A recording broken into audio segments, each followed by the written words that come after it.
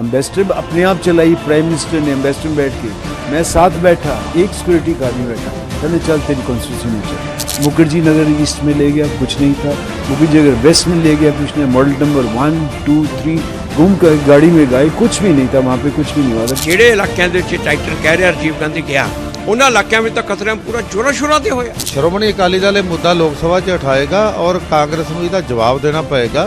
आज तक लोगों के मन में संशय थी, मगर जगदीश टाइटलर ने वो खुद ही स्वीकार कर लिया।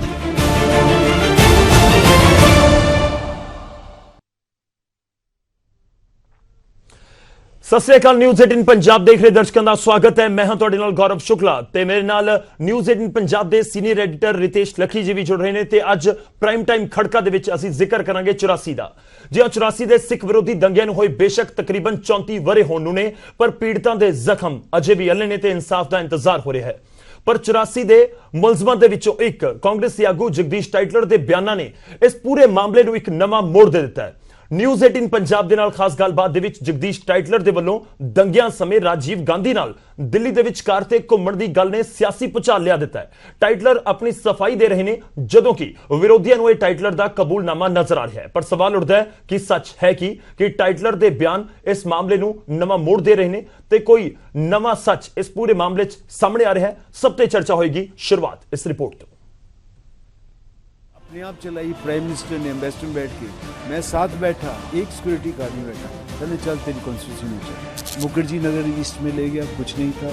मुखर्जी नगर वेस्ट में ले गया, कुछ नहीं। मॉडल नंबर 1, 2, 3 घूम कर गाड़ी में गए, कुछ भी नहीं था वहाँ पे, कुछ भी नहीं हुआ था। ਜਿਹੜੇ ਇਲਾਕਿਆਂ ਦੇ ਵਿੱਚ ਟਾਈਟਲ ਕਹਿ ਰਿਹਾ ਰਾਜੀਵ ਗਾਂਧੀ ਗਿਆ, ਉਹਨਾਂ ਇਲਾਕਿਆਂ ਵਿੱਚ ਤਾਂ ਕਤਲੇਆਮ ਪੂਰਾ ਜੋਰਾਂ ਸ਼ੋਰਾਂ ਤੇ ਹੋਇਆ। राजीव गांधी मेन कैंपेन था should be made part and parcel of the case। Shiromani Akali Dal ਇਹ ਮੁੱਦਾ ਲੋਕ ਸਭਾ 'ਚ ਉਠਾਏਗਾ और कांग्रेस ਨੂੰ ਇਹਦਾ जवाब देना पड़ेगा। आज तक लोगों के मन में संशय थी, मगर जगदीश टाइटलर ने वो खुद ही स्वीकार कर लिया।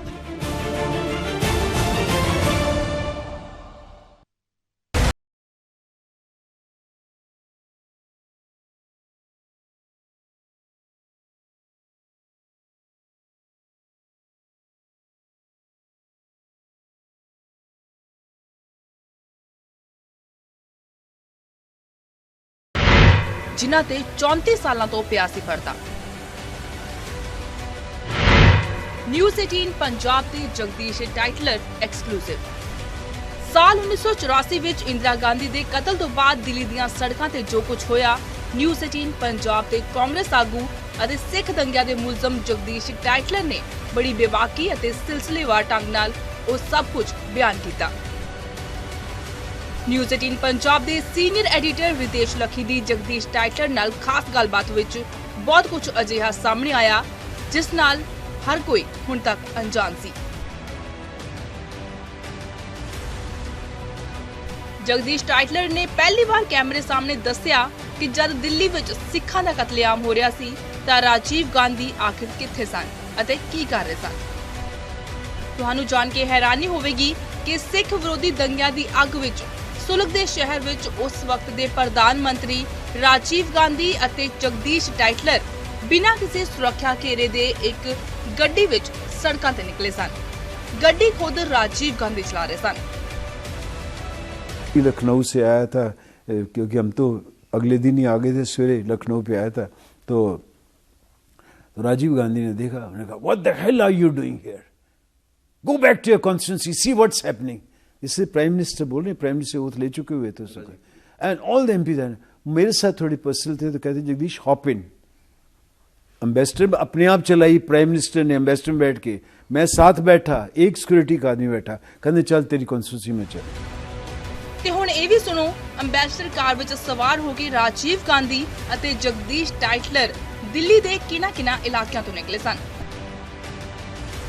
मतलब अपनी हम गए, मैं उनको गया, रिंग रोड ले गया, रिंग रोड ले गया, नेहरू विहार ले गया, वहाँ कुछ नहीं था। मुखर्जी नगर ईस्ट में ले गया, कुछ नहीं था। मुखर्जी नगर वेस्ट में ले गया, कुछ नहीं। मॉडल नंबर 1, 2, 3 घूम कर गाड़ी में गए, कुछ भी नहीं था वहाँ पे, कुछ भी नहीं हुआ था। कोई शांति थी। मतलब मॉडल जो मैं बिल्कुल थे आज़ादपुर मंडी के पास पहुंचा ना, मैं कहा राजीव जी मेरी कॉन्स्टिट्यूंसी यहाँ ख़त्म होती है, तो मुझे यहाँ ड्रॉप कर दो, मैं अपनी कॉन्स्टिट्यूंसी में जाना चाहता हूँ। तो because he wanted to go, तब तक पता चला प्राइम मिनिस्टर चले गए, तो एकदम भू भू करती गाड़ियाँ गई। कहते तू कैसे जाएगा अकेला, तो कुछ अकेला। मेरे 2 मिनट रुके रहे वहाँ पे, फिर मुझे आके गाड़ी भेजी, आई थी 3-4 गाड़ी, उसमें से एक मुझे लेके गए और मैं अपनी कॉन्स्टिट्यूंसी में गया उसी रात। ये भी नहीं कि मैं गया। ਨਿਊਜ਼ 18 ਪੰਜਾਬ ਨਾਲ ਗੱਲਬਾਤ ਵਿੱਚ ਜਗਦੀਸ਼ ਟਾਈਟਲਰ ਨੇ 1984 ਦੇ ਸਿੱਖ ਦੰਗਿਆਂ ਨੂੰ ਯੋਜਨਾਬੰਦ ਸਾਜ਼ਿਸ਼ ਮੰਨਣ ਤੋਂ ਇਨਕਾਰ ਕਰ ਦਿੱਤਾ ਹੈ ਅਤੇ ਕਿਹਾ ਹੈ ਕਿ ਉਹ ਸਿਰਫ ਇੱਕ ਪ੍ਰਤੀਕਿਰਿਆ ਸੀ ਜੋ ਇੰਦਰਾ ਗਾਂਧੀ ਦੇ ਕਤਲ ਤੋਂ ਬਾਅਦ ਸਾਹਮਣੇ ਆਈ। कह रहे हैं कि I agree with you and the organise ਉਸ ਤਰੀਕੇ ਨਾਲ ਕਹਿ ਰਿਹਾ ਨਾ ਵੀ ਲੋਕਾਂ ਨੂੰ ਟੋਲੀਆਂ ਬਣਾਈਆਂ ਗਈਆਂ, ਉਹਨਾਂ ਨੂੰ ਮਾਲ ਦਿੱਤਾ ਗਿਆ, ਜਾ ਕੇ ਘਰਾਂ 'ਚ ਅੱਗ ਲਾਈ ਗਈ, ਲੋਕਾਂ ਨੂੰ ਮਾਰਿਆ ਗਿਆ। Guilty should be punished, they should be hanged.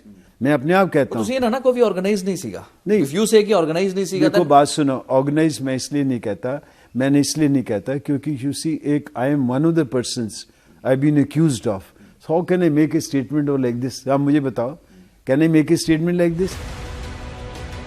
Rajiv Gandhi ਅਤੇ ਕਾਂਗਰਸ ਨੂੰ ਲੈ ਕੇ तमाम ਵਿਰੋਧੀ ਲਗਾਤਾਰ ਸਵਾਲ ਚੁੱਕ ਰਹੇ ਨੇ, ਪਰ ਜਿਸ ਢੰਗ ਨਾਲ ਹੁਣ ਟਾਈਟਲਰ ਨੇ ਰਾਜੀਵ ਗਾਂਧੀ ਦਾ ਬਚਾਅ ਕਰਨ ਦੀ ਕੋਸ਼ਿਸ਼ ਕੀਤੀ ਹੈ, ਕਿਤੇ ਨਾ ਕਿਤੇ ਉਸਨੇ ਵੀ ਵਿਰੋਧੀਆਂ ਨੂੰ ਇੱਕ ਮੌਕਾ ਦੇ ਦਿੱਤਾ ਹੈ, ਕਿਉਂਕਿ ਟਾਈਟਲਰ ਨੇ ਮੰਨਿਆ ਹੈ ਕਿ ਦੰਗਿਆਂ ਸਮੇਂ ਰਾਜੀਵ ਗਾਂਧੀ ਦਿੱਲੀ ਦੀਆਂ ਸੜਕਾਂ ਤੇ ਉਤਰੇ ਸਨ। Bureau report, news 18 Punjab. ਤਾਂ ਸਭ ਤੋਂ ਵੱਡੀ ਗਵਾਹੀ ਇਸ ਨੂੰ ਕਿਹਾ ਜਾ ਰਿਹਾ, ਪਰ ਇਹ ਸਭ ਗਵਾਹੀ ਦੇ ਵਿਚਾਲੇ, ਇਹਨਾਂ ਬਿਆਨਾਂ ਦੇ ਵਿਚਾਲੇ ਸਿਆਸੀ ਭੁਚਾਲ ਵੀ ਕਿਤੇ ਨਾ ਕਿਤੇ ਆਇਆ ਹੋਇਆ ਨਜ਼ਰ ਆਉਂਦਾ ਹੈ। ਤੇ ਕੀ ਕੁਝ ਇਸ ਸਭ ਦੇ ਵਿਚਾਲੇ ਸਿਆਸਤਦਾਨ ਕਹਿ ਰਹੇ ਨੇ, ਉਹ ਵੀ ਸੁਣ ਲੈਂਦੇ ਹਾਂ। ਮੰਗੇ ਕਰ ਰਹੇ ਹਾਂ ਕਿ ਨਵਾਂ ਕਮਿਸ਼ਨ ਆਫ ਇਨਕੁਆਇਰੀ ਇੱਕ ਅਪਾਇੰਟ ਹੋਣਾ ਚਾਹੀਦਾ, ਜਿਹੜਾ ਕਿ ਇਸ ਚੀਜ਼ ਨੂੰ ਇਨਕੁਆਇਰ ਕਰੇ, ਜਿਹੜੀ ਕਿ ਹੁਣ ਨਵਾਂ ਖੁਲਾਸਾ ਆਇਆ। ਜੇਕਰ ਕਮਿਸ਼ਨ ਆਫ ਇਨਕੁਆਇਰੀ ਨਹੀਂ ਅਪਾਇੰਟ ਕਰਨਾ ਤਾਂ ਜੋ SIT ਸੁਪਰੀਮ ਕੋਰਟ ਨੇ ਅਪਾਇੰਟ ਕੀਤੀ ਆ, ਉਹਨੂੰ ਇਹ ਭੇਜਿਆ ਜਾਏ कि ये इन्वेस्टिगेशन की जाए, ਇਹਦੀ जड़ तक जाने की बहुत जरूरत है। ये सुपरवाइज करने के लिए गया था और आज जगदीश टाइटलर ने ये भी कहा कि मैंने पहले ये बताया नहीं पर आज बता रहा हूं, मीडिया को अपने उन्होंने बताया कि राजीव गांधी उनके साथ थे और जब वो हजारों का कत्ल कर रहे थे। I think supreme court should take notice. ये जो CBI की इंक्वायरी चल रही है, सारी इंक्वायरी जो मेन किंग पिन है, जो गांधी फैमिली जो मेन किंग पे था, राजीव गांधी जो मेन किंग पे था, should be made part and parcel of the case. तो आज हम कह सकते हैं कि बिल्ली जो है वो थैले से बाहर आ चुकी है और दोषी जब लोगों की शंका थी, आज दोषी सामने है, क्योंकि राजीव गांधी जी खुद ड्राइव कर रहे थे और जगदीश टाइटलर जी वहां पे साथ में थे और पूरे दिल्ली में दंगे हो रहे थे। तो इसका मतलब कहीं ना कहीं प्रोत्साहित करने में उन दोनों का हाथ था।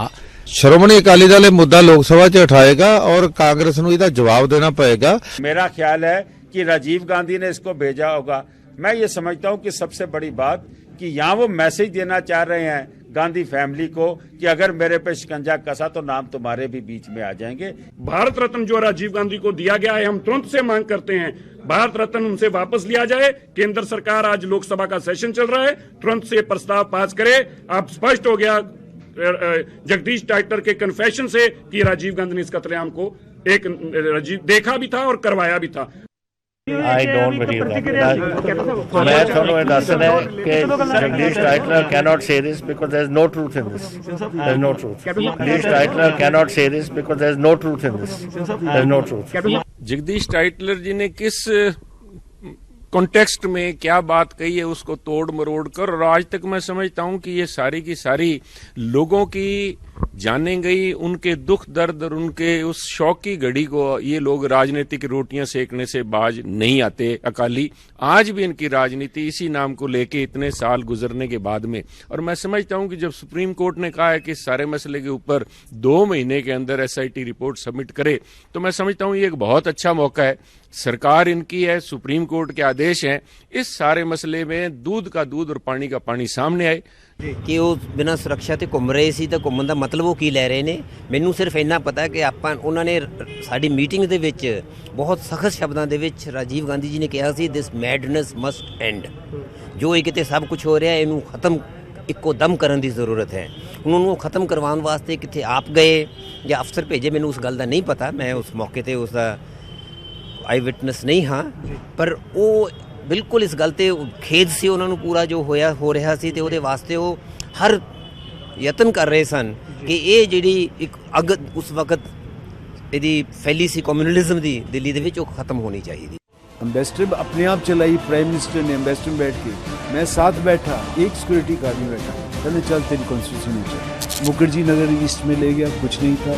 मुखर्जी नगर वेस्ट में ले गया, कुछ नहीं। मॉडल नंबर 1, 2, 3 घूम कर गाड़ी में गए, कुछ भी नहीं था वहाँ पे, कुछ भी नहीं हुआ। ਜਿਹੜੇ ਇਲਾਕਿਆਂ ਦੇ ਵਿੱਚ ਟਾਈਟਲ ਕਹਿ ਰਿਹਾ ਰਾਜੀਵ ਗਾਂਧੀ ਗਿਆ, ਉਹਨਾਂ ਇਲਾਕਿਆਂ ਵਿੱਚ ਤਾਂ ਕਤਲੇਆਮ ਪੂਰਾ ਜੋਰਾਂ ਸ਼ੋਰਾਂ ਤੇ ਹੋਇਆ। ਰਾਜੀਵ ਗਾਂਧੀ ਦੇ ਮੇਨ ਕੈਂਪੇਨ ਹੁੰਦਾ should be made part and parcel of the case. Shiromani Akali Dal ਇਹ ਮੁੱਦਾ ਲੋਕ ਸਭਾ 'ਚ ਉਠਾਏਗਾ ਔਰ ਕਾਂਗਰਸ ਨੂੰ ਇਹਦਾ ਜਵਾਬ ਦੇਣਾ ਪਏਗਾ। आज तक लोगों के मन में संशय थी, मगर जगदीश टाइटलर ने वो खुद ही स्वीकार कर लिया।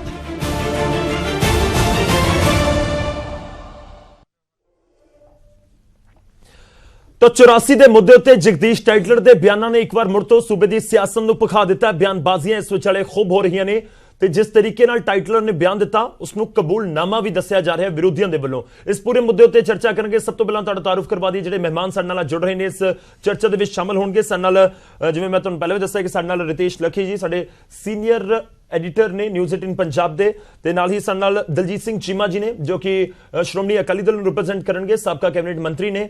ਸਾਡੇ ਨਾਲ ਕਾਂਗਰਸ ਤੋਂ GS ਬਾਲੀ ਜੀ ਜੁੜ ਰਹੇ ਨੇ ਤੇ ਸਾਡੇ ਨਾਲ BJP ਤੋਂ ਵਿਨੀਤ ਜੋਸ਼ੀ ਜੁੜ ਰਹੇ ਨੇ, ਤੇ ਇਸ ਦੇ ਨਾਲ ਸਾਡੇ ਨਾਲ ਕਰਨੈਲ ਸਿੰਘ ਪੀਰ ਮੁਹੰਮਦ ਜੀ ਜੁੜ ਰਹੇ ਨੇ ਜੋ ਕਿ ਆਲ ਇੰਡੀਆ ਸਿੱਖ ਸਟੂਡੈਂਟ ਫੈਡਰੇਸ਼ਨ ਦੇ ਪ੍ਰੈਜ਼ੀਡੈਂਟ ਨੇ। ਸਾਰੇ ਮਹਿਮਾਨਾਂ ਦਾ ਬਹੁਤ-ਬਹੁਤ ਸਵਾਗਤ ਹੈ। ਸ਼ੁਰੂਆਤ ਰਿਤੇਸ਼ ਜੀ ਤੁਹਾਡੇ ਤੋਂ। ਇੰਟਰਵਿਊ ਕੀਤੀ ਹੈ, ਬਹੁਤ ਸਾਰੀਆਂ ਅਜਿਹੀਆਂ ਗੱਲਾਂ ਕਿ ਜਿਹੜੀਆਂ ਅੱਜ ਤੱਕ ਕਦੇ ਸਾਹਮਣੇ ਨਹੀਂ ਆਈਆਂ ਸੀ, ਉਹ ਖੁਦ ਜਿਹੜੇ ਟਾਈਟਲਰ ਵੀ ਕਹਿੰਦੇ ਹੋਏ ਨਜ਼ਰ ਆਏ।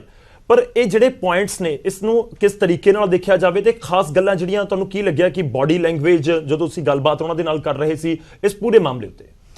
ਗੌਰਵ, ਸਿੱਧੀ ਜੀ ਗੱਲ ਤਾਂ ਇਹ ਹੈਗੀ ਹੈ ਵੀ 33 ਸਾਲਾਂ ਦੇ ਵਿੱਚ ਹਾਲਾਂਕਿ ਜਗਦੀਸ਼ ਟਾਈਟਲ ਨੂੰ ਕਈ ਵਾਰ ਟੈਲੀਵਿਜ਼ਨ ਦੀ ਡਿਬੇਟਸ ਦੇ ਵਿੱਚ ਅਸੀਂ ਵੇਖਿਆ ਹੈਗਾ, ਲੇਕਿਨ ਕਦੇ ਵੀ ਉਹਨਾਂ ਨੂੰ ਥਰਮੇ ਨਾਲ ਗੱਲ ਕਰਨ ਦਾ ਮੌਕਾ ਘੱਟ ਹੀ ਮਿਲਿਆ, ਕਿਉਂਕਿ ਡਿਬੇਟਾਂ ਦੇ ਵਿੱਚ ਉਹ ਨੁਕਤੇ ਨਹੀਂ ਫੜੇ ਜਾ ਸਕਦੇ ਜੋ ਕਿ ਇੰਟਰਵਿਊਜ਼ ਦੇ ਵਿੱਚ ਫੜੇ ਜਾ ਸਕਦੇ ਨੇ। ਤਾਂ ਸ਼ਾਇਦ ਇਹ ਪਹਿਲਾ ਮੌਕਾ ਸੀ ਜਦੋਂ ਕਿ ਜਗਦੀਸ਼ ਟਾਈਟਲਰ ਨੂੰ ਕਿਉਂਕਿ ਸਮਾਂ ਵੀ ਦਿੱਤਾ ਗਿਆ ਆਪਣੀ ਗੱਲ ਨੂੰ ਕਹਿਣ ਦਾ, ਤੇ ਉਹਨਾਂ ਨੇ ਜਿਵੇਂ ਮੈਂ ਪਹਿਲਾਂ ਜ਼ਿਕਰ ਕਰ ਚੁੱਕਾ ਲਗਭਗ ਸਾਡੀ 50 ਜਾਂ 51 ਮਿੰਟ ਦੀ ਪੂਰੀ ਇੰਟਰਵਿਊ ਸੀਗੀ, ਉਸਦੇ ਲਗਭਗ 44 ਜਾਂ 45 ਮਿੰਟ ਤੋਂ ਬਾਅਦ ਇਹ ਵਾਲਾ ਬਿਆਨ ਦਿੱਤਾ, ਕਿਉਂਕਿ ਕਾਫੀ ਇੰਟੈਂਸ ਉਹਨਾਂ ਦੇ ਨਾਲ ਕੁਐਸਚਨ ਆਨਸਰ ਹੋ ਰਹੇ ਸਨ ਤੇ ਕਿਉਂਕਿ ਉਹਨਾਂ ਨੂੰ ਬਿਲਕੁਲ ਲੌਜਿਕ ਨਾਨਾਵਤੀ ਕਮਿਸ਼ਨ ਦੇ ਵਿੱਚ ਜੋ ਫਾਈਂਡਿੰਗਸ ਨੇ ਉਹਨਾਂ ਦੇ ਖਿਲਾਫ ਉਹਨਾਂ ਦਾ ਨਾਂ ਕਿਵੇਂ ਉਭਰਿਆ, ਹਜੇ ਤੱਕ ਇੰਨੇ ਸਾਲ ਕਾਂਗਰਸ ਦੀ ਭੂਮਿਕਾ ਦੇ ਉੱਤੇ ਉਹ ਕਿਉਂ ਇਸ ਨੂੰ ਕਤਲੇਆਮ ਨਾ ਕਹਿ ਕੇ ਇਸ ਨੂੰ ਇੱਕ ਰਿਐਕਸ਼ਨ ਕਹਿੰਦੇ ਆ ਰਹੇ ਸਨ। ਇਸ ਕਿਸਮ ਦੀ ਕ੍ਰਾਸ ਕੁਐਸਚਨਿੰਗ ਦੇ ਵਿੱਚ ਕਾਫੀ ਸਮਾਂ ਲੱਗਾ, ਲੇਕਿਨ ਲਗਭਗ 44 ਮਿੰਟ ਦੀ ਗੱਲਬਾਤ ਤੋਂ ਬਾਅਦ ਜੇ ਉਹਨਾਂ ਨੇ ਖੁਦ ਇਸ ਨੂੰ ਵਾਲੰਟੀਅਰ ਕੀਤਾ ਕਿ ਕਿਤੇ ਨਾ ਕਿਤੇ ਆਪਣੀ ਸਫਾਈ ਪੇਸ਼ ਕਰਦਿਆਂ ਹੋਇਆ ਇਹ ਜਿਹੜਾ ਤੱਥ ਉਹਨਾਂ ਨੇ ਰੱਖਿਆ ਹੈ ਜਿਸ ਨੂੰ ਕਿ ਇਸ ਵਕਤ ਜਿਸ ਦੀ ਗੂੰਜ ਅਸੀਂ ਦਿੱਲੀ ਤੋਂ ਲੈ ਕੇ ਪੂਰੇ ਦੇਸ਼ ਭਰ ਵਿੱਚ ਤੇ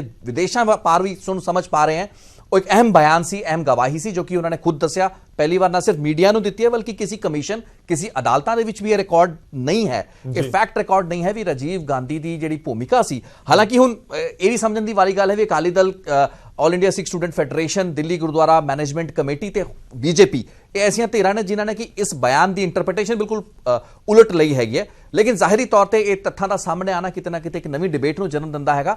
ਤੇ ਜੇ ਇਸ ਦੇ ਨਾਲ ਪੂਰੇ 84 ਦੇ ਸਿੱਖ ਕਤਲੇਆਮ ਦਾ ਮਾਮਲਾ ਇੱਕ ਲੌਜੀਕਲ ਦਿਸ਼ਾ ਵੱਲ ਤੁਰੇ, ਮੈਨੂੰ ਲੱਗਦਾ ਉਹਦੇ 'ਚ ਕੋਈ ਗਲਤ ਗੱਲ ਨਹੀਂ ਹੈਗੀ ਤੇ ਇੱਕ ਮੀਲ ਪੱਥਰ ਆਪਾਂ ਇਸ ਪੂਰੇ ਬਿਆਨ ਨੂੰ ਮੰਨ ਸਕਦੇ ਹਾਂ, ਇਸ ਪੂਰੀ ਇੰਟਰਵਿਊ ਨੂੰ ਸਮਝ ਸਕਦੇ ਹਾਂ। ਜੀ ਬਿਲਕੁਲ। ਤੇ ਇਸ ਵਿਚਾਲੇ ਸਾਡੇ ਨਾਲ HS ਫੁਲਕਾ ਜੀ ਜੁੜ ਚੁੱਕੇ ਨੇ ਜੋ ਕਿ ਲੰਬੇ ਵੇਲੇ ਤੋਂ ਇਹ ਪੂਰੇ ਕੇਸ ਨੂੰ ਲੜਦੇ ਆ ਰਹੇ ਨੇ, ਪੈਰਵੀ ਕਰ ਰਹੇ ਨੇ ਦੰਗਾ ਪੀੜਤਾਂ ਦੀ। ਫੁਲਕਾ ਸਾਹਿਬ ਬਹੁਤ ਬਹੁਤ ਸਵਾਗਤ ਹੈ। ਫਸਟ ਰਿਐਕਸ਼ਨ ਤੁਹਾਡਾ ਇਸ ਪੂਰੇ ਮਾਮਲੇ ਦੇ ਉੱਤੇ ਚਾਹੂੰਗਾ।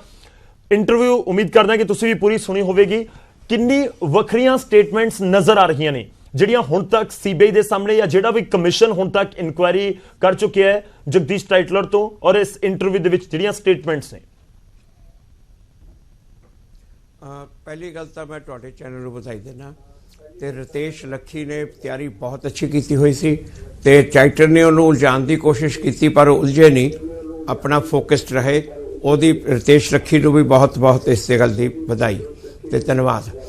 ਦੂਸਰੀ ਗੱਲ, ਜਿਹੜਾ ਇੱਕ ਖੁਲਾਸਾ ਇਹ ਬਹੁਤ ਵੱਡਾ ਹੋਇਆ ਜਿਹੜਾ ਰਾਜੀਵ ਗਾਂਧੀ ਵਾਲਾ, ਕਿ ਰਾਜੀਵ ਗਾਂਧੀ ਦੇ ਨਾਲ ਉਹ 1 ਤਰੀਕ ਨੂੰ ਸਵੇਰੇ ਉਹ ਇਸ ਇਲਾਕੇ 'ਚ ਗਿਆ। ਇਹ ਉਸਨੇ ਕਿਹਾ ਵੀ ਆ ਟਾਈਟਲਰ ਨੇ ਕਿ ਪਹਿਲੀ ਵਾਰੀ 34 ਸਾਲ 'ਚ ਆ ਰਿਹਾ, ਤਾਂ ਇਹ ਗੱਲ ਫੈਕਟ ਵੀ ਆ ਕਿ ਪਹਿਲੀ ਵਾਰੀ 34 ਸਾਲ 'ਚ ਗੱਲ ਬਾਹਰ ਆ ਰਹੀ ਆ। ਰਾਜੀਵ ਗਾਂਧੀ ਦੀ ਆਪਣੀ ਸਰਕਾਰ ਸੀ ਜਦੋਂ 1985 ਵਿੱਚ ਵਿਸ਼ਰਾ ਕਮਿਸ਼ਨ ਬਣਿਆ ਸੀ, ਉੱਥੇ ਵੀ ਉਹਦੀ ਸਰਕਾਰ ਨੇ ਇਹ ਗੱਲ ਨਹੀਂ ਦੱਸੀ ਔਰ ਇਹ ਅੱਗੇ ਬਿਲਕੁਲ ਇਸ ਬਾਰੇ ਡਿਸਕਲੋਜ਼ ਨਹੀਂ ਕੀਤਾ। ਉਸ ਤੋਂ ਬਾਅਦ ਵੀ ਹੁਣ ਤੱਕ ਕਿਸੇ ਕਮਿਸ਼ਨ ਕਮੇਟੀ ਅੱਗੇ ਇਹ ਫੈਕਟ ਨਹੀਂ ਲਿਆਂਦੇ ਗਏ, ਇਹ ਨਹੀਂ ਦੱਸਿਆ ਗਿਆ। ਇਸੇ ਕਰਕੇ ਮੈਂ ਅੱਜ ਪ੍ਰੈਸ ਕਾਨਫਰੰਸ ਦੇ ਵਿੱਚ ਵੀ ਇਹ ਗੱਲ ਕਹੀ ਸੀ ਕਿ ਇਹ ਇੱਕ ਬਹੁਤ ਹੀ ਵੱਡੀ ਚੀਜ਼ ਹੈ। ਪ੍ਰਾਈਮ ਮਿਨਿਸਟਰ ਦਾ ਰੋਲ ਆਪਣਾ ਦਿਖਾ ਰਿਹਾ। ਪ੍ਰਾਈਮ ਮਿਨਿਸਟਰ ਜੋ ਖੁਦ ਏਰੀਆ 'ਚ ਘੁੰਮ ਰਿਹਾ, ਔਰ ਜਿਸ ਏਰੀਆ 'ਚ ਘੁੰਮ ਰਿਹਾ ਉੱਥੇ ਬਹੁਤ ਜ਼ਿਆਦਾ ਕਤਲੇਆਮ ਹੋ ਰਿਹਾ। ਔਰ ਉਹਦੇ ਮੈਂ ਫਿਗਰ ਵੀ ਅੱਜ ਪ੍ਰੈਸ ਕਾਨਫਰੰਸ ਦਿੱਤੀਆਂ ਸੀ ਕਿ ਉਸੇ ਏਰੀਆ ਦੇ ਵਿੱਚ ਉਸ ਦੇ ਮੌਜੂਦਗੀ ਤੇ ਉਸ ਤੋਂ ਮਗਰੋਂ ਉਸੇ ਵਿਜ਼ਿਟ ਤੋਂ ਮਗਰੋਂ ਵੀ ਕਤਲੇਆਮ ਹੁੰਦਾ। ਇਹ ਬਹੁਤ ਵੱਡੀ ਗੱਲ ਆ ਤੇ ਇਸ ਦੇ ਬਾਰੇ ਇਨਕੁਆਇਰੀ ਹੋਣੀ ਬਹੁਤ ਜ਼ਰੂਰੀ ਆ ਤੇ ਇਹ ਫੈਕਟ ਇੱਕ ਵੱਡਾ। ਦੂਸਰੀ ਗੱਲ, ਟਾਈਟਲਰ ਨੇ ਬਹੁਤ ਸਾਰੀਆਂ ਗੱਲਾਂ ਕਹੀਆਂ ਜਿਹੜੀਆਂ ਕਿ ਸੱਚ ਨਹੀਂ ਹਨ। ਜਿਵੇਂ ਰਿਤੇਸ਼ ਲੱਖੀ ਜੀ ਨੇ ਉਹਨੂੰ ਕਿਹਾ ਸੀ, ਜਦੋਂ ਉਹਨੇ ਕਿਹਾ ਕਿ 3 ਵਾਰੀ ਮੈਨੂੰ ਬੀਜੇਪੀ ਦੇ ਟਾਈਮ ਦੇ ਉੱਤੇ ਕਲੀਨ ਚਿੱਟ ਮਿਲੀ ਆ। ਇਹਨਾਂ ਨੇ ਕਿਹਾ ਵੀ ਸੀ ਕਿ 2007 ਅਕਤੂਬਰ 2007 ਵਿੱਚ ਪਹਿਲੀ ਵਾਰੀ ਉਹਨੂੰ ਕਲੀਨ ਚਿੱਟ ਮਿਲੀ ਆ। ਅਕਤੂਬਰ 2007 ਵਿੱਚ ਕਾਂਗਰਸ ਦੀ ਮਨਮੋਹਨ ਸਿੰਘ ਪ੍ਰਾਈਮ ਮਿਨਿਸਟਰ ਸੀ। ਦੂਜੀ ਵਾਰੀ ਉਹਨੂੰ ਜਿਹੜੀ ਕਲੀਨ ਚਿੱਟ ਮਿਲੀ ਆ ਮਾਰਚ 2009 ਵਿੱਚ। ਮਾਰਚ 2009 ਦੇ ਵਿੱਚ ਵੀ ਕਾਂਗਰਸ ਦੀ ਸਰਕਾਰ ਸੀ, ਮਨਮੋਹਨ ਸਿੰਘ ਪ੍ਰਧਾਨ ਮੰਤਰੀ ਸੀ। ਤੀਜੀ ਵਾਰੀ ਜਿਹੜੀ ਉਹਨੂੰ ਕਲੀਨ ਚਿੱਟ ਮਿਲੀ ਆ ਉਹ ਮਿਲੀ ਆ ਦਸੰਬਰ 2014 'ਚ। ਉਹ ਦਸੰਬਰ 2014 'ਚ ਉਸ ਟਾਈਮ ਬੀਜੇਪੀ ਦੀ ਸਰਕਾਰ ਸੀ ਤੇ 3 ਵਾਰੀ ਇਹ ਕੋਰਟ ਨੇ ਕਲੀਨ ਚਿੱਟ ਰਿਜੈਕਟ ਕੀਤੀ ਆ, ਇਹ ਕਹਿ ਕੇ ਕਿ ਸੀਬੀਆਈ ਨੇ ਪ੍ਰੋਪਰ ਇਨਵੈਸਟੀਗੇਸ਼ਨ ਨਹੀਂ ਕੀਤੀ। ਪਹਿਲੀ ਵਾਰੀ ਜਦੋਂ 2007 ਦੀ ਗੱਲ ਆ, ਜਦੋਂ ਉਦੋਂ ਇਹਨੂੰ ਕਲੀਨ ਚਿੱਟ ਦਿੱਤੀ ਗਈ ਉਦੋਂ ਤੇ ਉਦੋਂ ਬਾਅਦ 2009 'ਚ ਵੀ ਸੀਬੀਆਈ ਦੇ ਅਫਸਰ ਕਈ ਇਸ ਦੇ ਫੇਵਰ ਵਿੱਚ ਸੀ 2009 ਦੇ ਵਿੱਚ ਕਿ ਇਹਨੂੰ ਕਲੀਨ ਚਿੱਟ ਨਹੀਂ ਦੇਣੀ ਚਾਹੀਦੀ, ਚਾਰਜ ਸ਼ੀਟ ਫਾਈਲ ਕਰੋ। ਸੀਬੀਆਈ ਦੇ ਡੀਆਈਜੀ ਤੇ ਆਈਜੀ ਦੋਨਾਂ ਨੇ ਲਿਖਿਆ ਕਿ ਚਾਰਜ ਸ਼ੀਟ ਫਾਈਲ ਕਰੋ, ਜੋ ਇਹ ਸਬੂਤ ਆ ਇਹ ਬਹੁਤ ਸਫੀਸ਼ੀਐਂਟ ਆ ਚਾਰਜ ਸ਼ੀਟ ਫਾਈਲ ਕਰਨ ਲਈ। ਪਰ ਸੀਬੀਆਈ ਦੇ ਡਾਇਰੈਕਟਰ ਨੇ ਉਦੋਂ ਦੀ ਸਰਕਾਰ ਦੇ ਦਬਾਅ ਥੱਲੇ ਆ ਕੇ ਉਹਨੂੰ ਕਲੋਜ਼ਰ ਰਿਪੋਰਟ ਫਾਈਲ ਕਰ ਦਿੱਤੀ। ਤੋ ਇਹ ਜਿਹੜੇ ਇੰਟਰਵਿਊ ਦੇ ਵਿੱਚ ਕਈ ਫੈਕਟ ਜਿਹੜੇ ਨਵੇਂ ਨਿਕਲ ਕੇ ਆਏ ਨੇ ਤੇ ਕਈਆਂ ਗੱਲਾਂ ਤੇ ਆਫ ਕੋਰਸ ਆਪਣੇ ਆਪ ਨੂੰ ਬਚਾਉਣ ਵਾਸਤੇ ਝੂਠ ਵੀ ਬੋਲੇਗਾ, ਉਹਨੇ ਕਿਹਾ। ਪਰ ਇਹ ਬਹੁਤ ਅੱਛੀ ਇੰਟਰਵਿਊ ਜੋ ਰਿਤੇਸ਼ ਲੱਖੀ ਜੀ ਨੇ ਕੀਤੀ ਔਰ ਕਈ ਚੀਜ਼ਾਂ ਇਹਦੇ ਨਾਲ ਹੋਰ ਅੱਗੇ ਨਵੀਆਂ ਖੁੱਲੀਆਂ। ਫੁਲਕਾ ਸਾਹਿਬ, ਮੈਂ ਇੱਥੇ ਤੁਹਾਡੇ ਤੋਂ ਇਹ ਵੀ ਸਮਝਣਾ ਚਾਹਾਂਗਾ, ਉਸ ਤੋਂ ਬਾਅਦ ਮੈਂ ਆਪਣੇ ਹੋਰ ਪੈਨਲਿਸਟਾਂ ਤੇ ਆਵਾਂਗਾ। ਲੇਕਿਨ ਇਹ ਗੱਲਾਂ ਮੈਂ ਵੀ ਉਹਨਾਂ ਤੋਂ ਪੁੱਛੀਆਂ ਸਨ 2007, 2009 ਤੇ 2013 ਮੈਂ ਜ਼ਿਕਰ ਕੀਤਾ ਸੀਗਾ, ਜਦੋਂ ਕਲੀਨ ਚਿੱਟਾਂ ਉਹਨਾਂ ਨੂੰ ਮਨਮੋਹਨ ਸਿੰਘ ਸਰਕਾਰ, ਕਾਂਗਰਸ ਸਰਕਾਰ ਵੇਲੇ ਮਿਲੀਆਂ, ਜਿਨ੍ਹਾਂ ਨੂੰ ਕਿ ਬਾਰ-ਬਾਰ ਬੀਜੇਪੀ ਦੀ ਸਰਕਾਰ ਵੇਲੇ ਕਲੀਨ ਚਿੱਟਾਂ ਦੱਸ ਰਹੇ ਸਨ। ਤੇ ਮੈਂ ਉਹਨਾਂ ਨੂੰ ਪੇਸ਼ਕਸ਼ ਵੀ ਕੀਤੀ ਸੀ ਵੀ 96 ਤੋਂ 2004 ਦੇ ਵਿੱਚ ਜੇ ਤੁਹਾਨੂੰ ਕੋਈ ਕਲੀਨ ਚਿੱਟ ਮਿਲੇ ਤਾਂ ਮੈਨੂੰ ਉਹਦਾ ਜ਼ਿਕਰ ਕਰ ਦਿਓ, ਆਈ ਮਾਈਟ ਸਟੈਂਡ ਕਰੈਕਟਡ। ਲੇਕਿਨ ਉਹਨਾਂ ਨੇ ਜਵਾਬ ਨਹੀਂ ਦਿੱਤਾ। ਮੇਰਾ ਥੋੜੇ ਤੋਂ ਵੱਡਾ ਸਵਾਲ ਹੈ ਵੀ ਰਾਜੀਵ ਗਾਂਧੀ ਦੇ ਨਾਲ ਜੇ ਕਾਰ ਦੇ ਵਿੱਚ ਉਹ ਜਾ ਰਹੇ ਸਨ ਇੱਕ ਸਿਕਿਉਰਿਟੀ ਗਾਰਡ ਦੇ ਨਾਲ, ਜਦੋਂ ਕਿ ਰਾਜੀਵ ਗਾਂਧੀ ਪ੍ਰਧਾਨ ਮੰਤਰੀ ਸਨ, ਕਿੱਡਾ ਵੱਡਾ ਤੱਥ ਹੈ, ਕਿੱਡਾ ਵੱਡਾ ਖੁਲਾਸਾ ਹੈ। ਤੇ ਇਸ ਤੋਂ ਨੈਸੈਸਰੀਲੀ ਇਹ ਕਿਵੇਂ ਮੰਨਿਆ ਜਾਵੇ, ਜਿਵੇਂ ਤੁਸੀਂ ਵੀ ਗੱਲ ਕੀਤੀ ਹੈ ਜਾਂ ਹੋਰ ਵੀ ਜਿਹੜੇ ਸਿਆਸੀ ਆਗੂ ਬਿਆਨ ਦੇ ਰਹੇ ਹੈਗੇ ਨੇ, ਵੀ ਇਹਦਾ ਮਤਲਬ ਇਹ ਨਹੀਂ ਸੀਗਾ। ਜਗਦੀਸ਼ ਟਾਈਟਲ ਦਾ ਕਹਿਣਾ ਸੀਗਾ ਉਹ ਦੰਗਿਆਂ ਨੂੰ ਜਾਂ ਕਤਲੇਆਮ ਨੂੰ ਕੰਟੇਨ ਕਰਨ ਦੇ ਲਈ ਉੱਥੇ ਗਏ ਸੀਗੇ, ਤੁਸੀਂ ਲੋਕ ਉਸ ਨੂੰ ਇੰਟਰਪ੍ਰੇਟ ਕਰ ਰਹੇ ਹੋ ਵੀ ਉਹ ਦੰਗਿਆਂ ਨੂੰ ਭੜਕਾਉਣ ਗਏ ਸੀਗੇ। ਤੇ ਕੀ ਇਹ ਆਪਸ ਬਿਆਨ ਨੂੰ ਤੋੜ ਮਰੋੜ ਕੇ ਪੇਸ਼ ਕੀਤਾ ਹੋਇਆ ਜਿਹੜਾ ਦ੍ਰਿਸ਼ਟੀਕੋਣ ਆ ਉਹਨਾਂ ਸਮਝੇ ਜਿਵੇਂ ਕਿ ਕਾਂਗਰਸ ਦੇ ਆਗੂ ਇਸ ਵਕਤ ਕਹਿ ਰਹੇ ਨੇ? ਦੇਖੋ ਇਹ ਤਾਂ ਹੁਣ ਇਹ ਗੱਲ ਆ, ਪਹਿਲੀ ਗੱਲ ਫੈਕਟ ਕਿ ਉੱਥੇ ਗਿਆ ਸੀ, ਪ੍ਰਧਾਨ ਮੰਤਰੀ ਉੱਥੇ ਗਏ ਸੀ। ਹੁਣ ਦੂਜੀ ਗੱਲ ਇਹ ਤਾਂ ਉੱਥੋਂ ਦੀ ਜੋ ਸਿਚੁਏਸ਼ਨ ਉਹ ਦੱਸੂਗੀ ਨਾ ਕਿ ਕੰਟਰੋਲ ਕਰਨ ਗਏ ਸੀ ਤੇ ਭੜਕਾਉਣ ਗਏ ਸੀ। ਕਾਂਗਰਸ ਨੇ ਇਹ ਤਾਂ ਇਹ ਉਹਨਾਂ ਨੇ ਡਿਨਾਈ ਨਹੀਂ ਕੀਤਾ ਕਿ ਟਾਈਟਲ ਦਾ ਬਿਆਨ ਗਲਤ ਆ, ਰਾਜੀਵ ਗਾਂਧੀ ਗਏ ਨਹੀਂ, ਉਹਨਾਂ ਤਾਂ ਮੰਨਿਆ।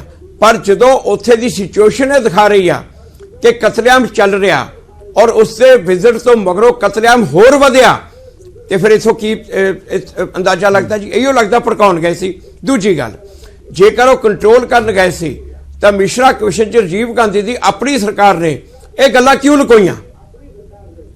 ਉਹ ਤਾਂ ਫਿਰ ਕਹਿਣਾ ਚਾਹੀਦਾ ਸੀ ਉਹਨੂੰ ਚੌੜਾ ਹੋ ਕੇ ਕਿ ਮੈਂ ਤਾਂ ਦੇਖੋ ਜੀ ਆਪ ਕੰਟਰੋਲ ਕਰਨ ਗਿਆ। ਇਹ ਗੱਲਾਂ ਕਿਉਂ ਲੁਕੋਈਆਂ? ਇਹ ਗੱਲਾਂ ਓਨਸ, ਹੁਣ ਜਿਹੜਾ ਆਪਾਂ ਲੀਗਲ ਲੈਂਗੁਏਜ ਕਹਿੰਦੇ ਆ ਓਨਸ, ਜ਼ਿੰਮੇਵਾਰੀ ਇਹਦੇ ਨਾਲ ਕਾਂਗਰਸ ਦੇ ਉੱਤੇ ਆ ਜਾਂਦੀ ਆ, ਰਾਜੀਵ ਗਾਂਧੀ ਤੇ ਆ ਜਾਂਦੀ ਆ ਕਿ ਉਹ ਦਿਖਾਏ ਉਹਨੇ ਕਿੱਥੇ ਕਿੱਥੇ ਕੰਟਰੋਲ ਕੀਤਾ, ਉਹਦੇ ਵਿਜ਼ਿਟ ਤੋਂ ਬਾਅਦ ਕਿਹੜੀ ਜਗ੍ਹਾ ਦੇ ਉੱਤੇ ਵਾਇਲੈਂਸ ਖਤਮ ਹੋਈ। ਉਹ ਪਰ ਹਰ ਜਗ੍ਹਾ ਤੇ ਜਿੱਥੇ ਇੱਥੇ ਗਿਆ, ਮੈਂ ਅੱਜ ਫਿਗਰ ਵੀ ਦਿੱਤੀਆਂ, ਕਿੰਗਸਵੇ ਕੈਂਪ ਦੇ ਵਿੱਚ ਗਿਆ, ਉਹ ਸਬਜ਼ੀ ਮੰਡੀ ਗਏ, ਉਹ ਜਿਹੜੇ ਜਗ੍ਹਾ ਦੇ ਉੱਤੇ ਗਏ ਉੱਥੇ ਤਾਂ ਕਤਲੇਆਮ ਇੰਨਾ ਵੱਡਾ ਹੋਇਆ ਜਗ੍ਹਾ ਜਗ੍ਹਾ ਤੇ ਉਹ ਇਹ ਜੋ ਸਰਕਮਸਟੈਂਸਸ ਦੱਸਦੇ ਆ ਨਾ ਕਿ ਉਹ ਭੜਕਾਉਣ ਗਿਆ ਸੀ, ਟਾਈਟਲ ਤਾਂ ਕਹੂਗਾ ਹੀ ਕਿ ਬਚਾਉਣ ਗਿਆ ਸੀ ਜੀ।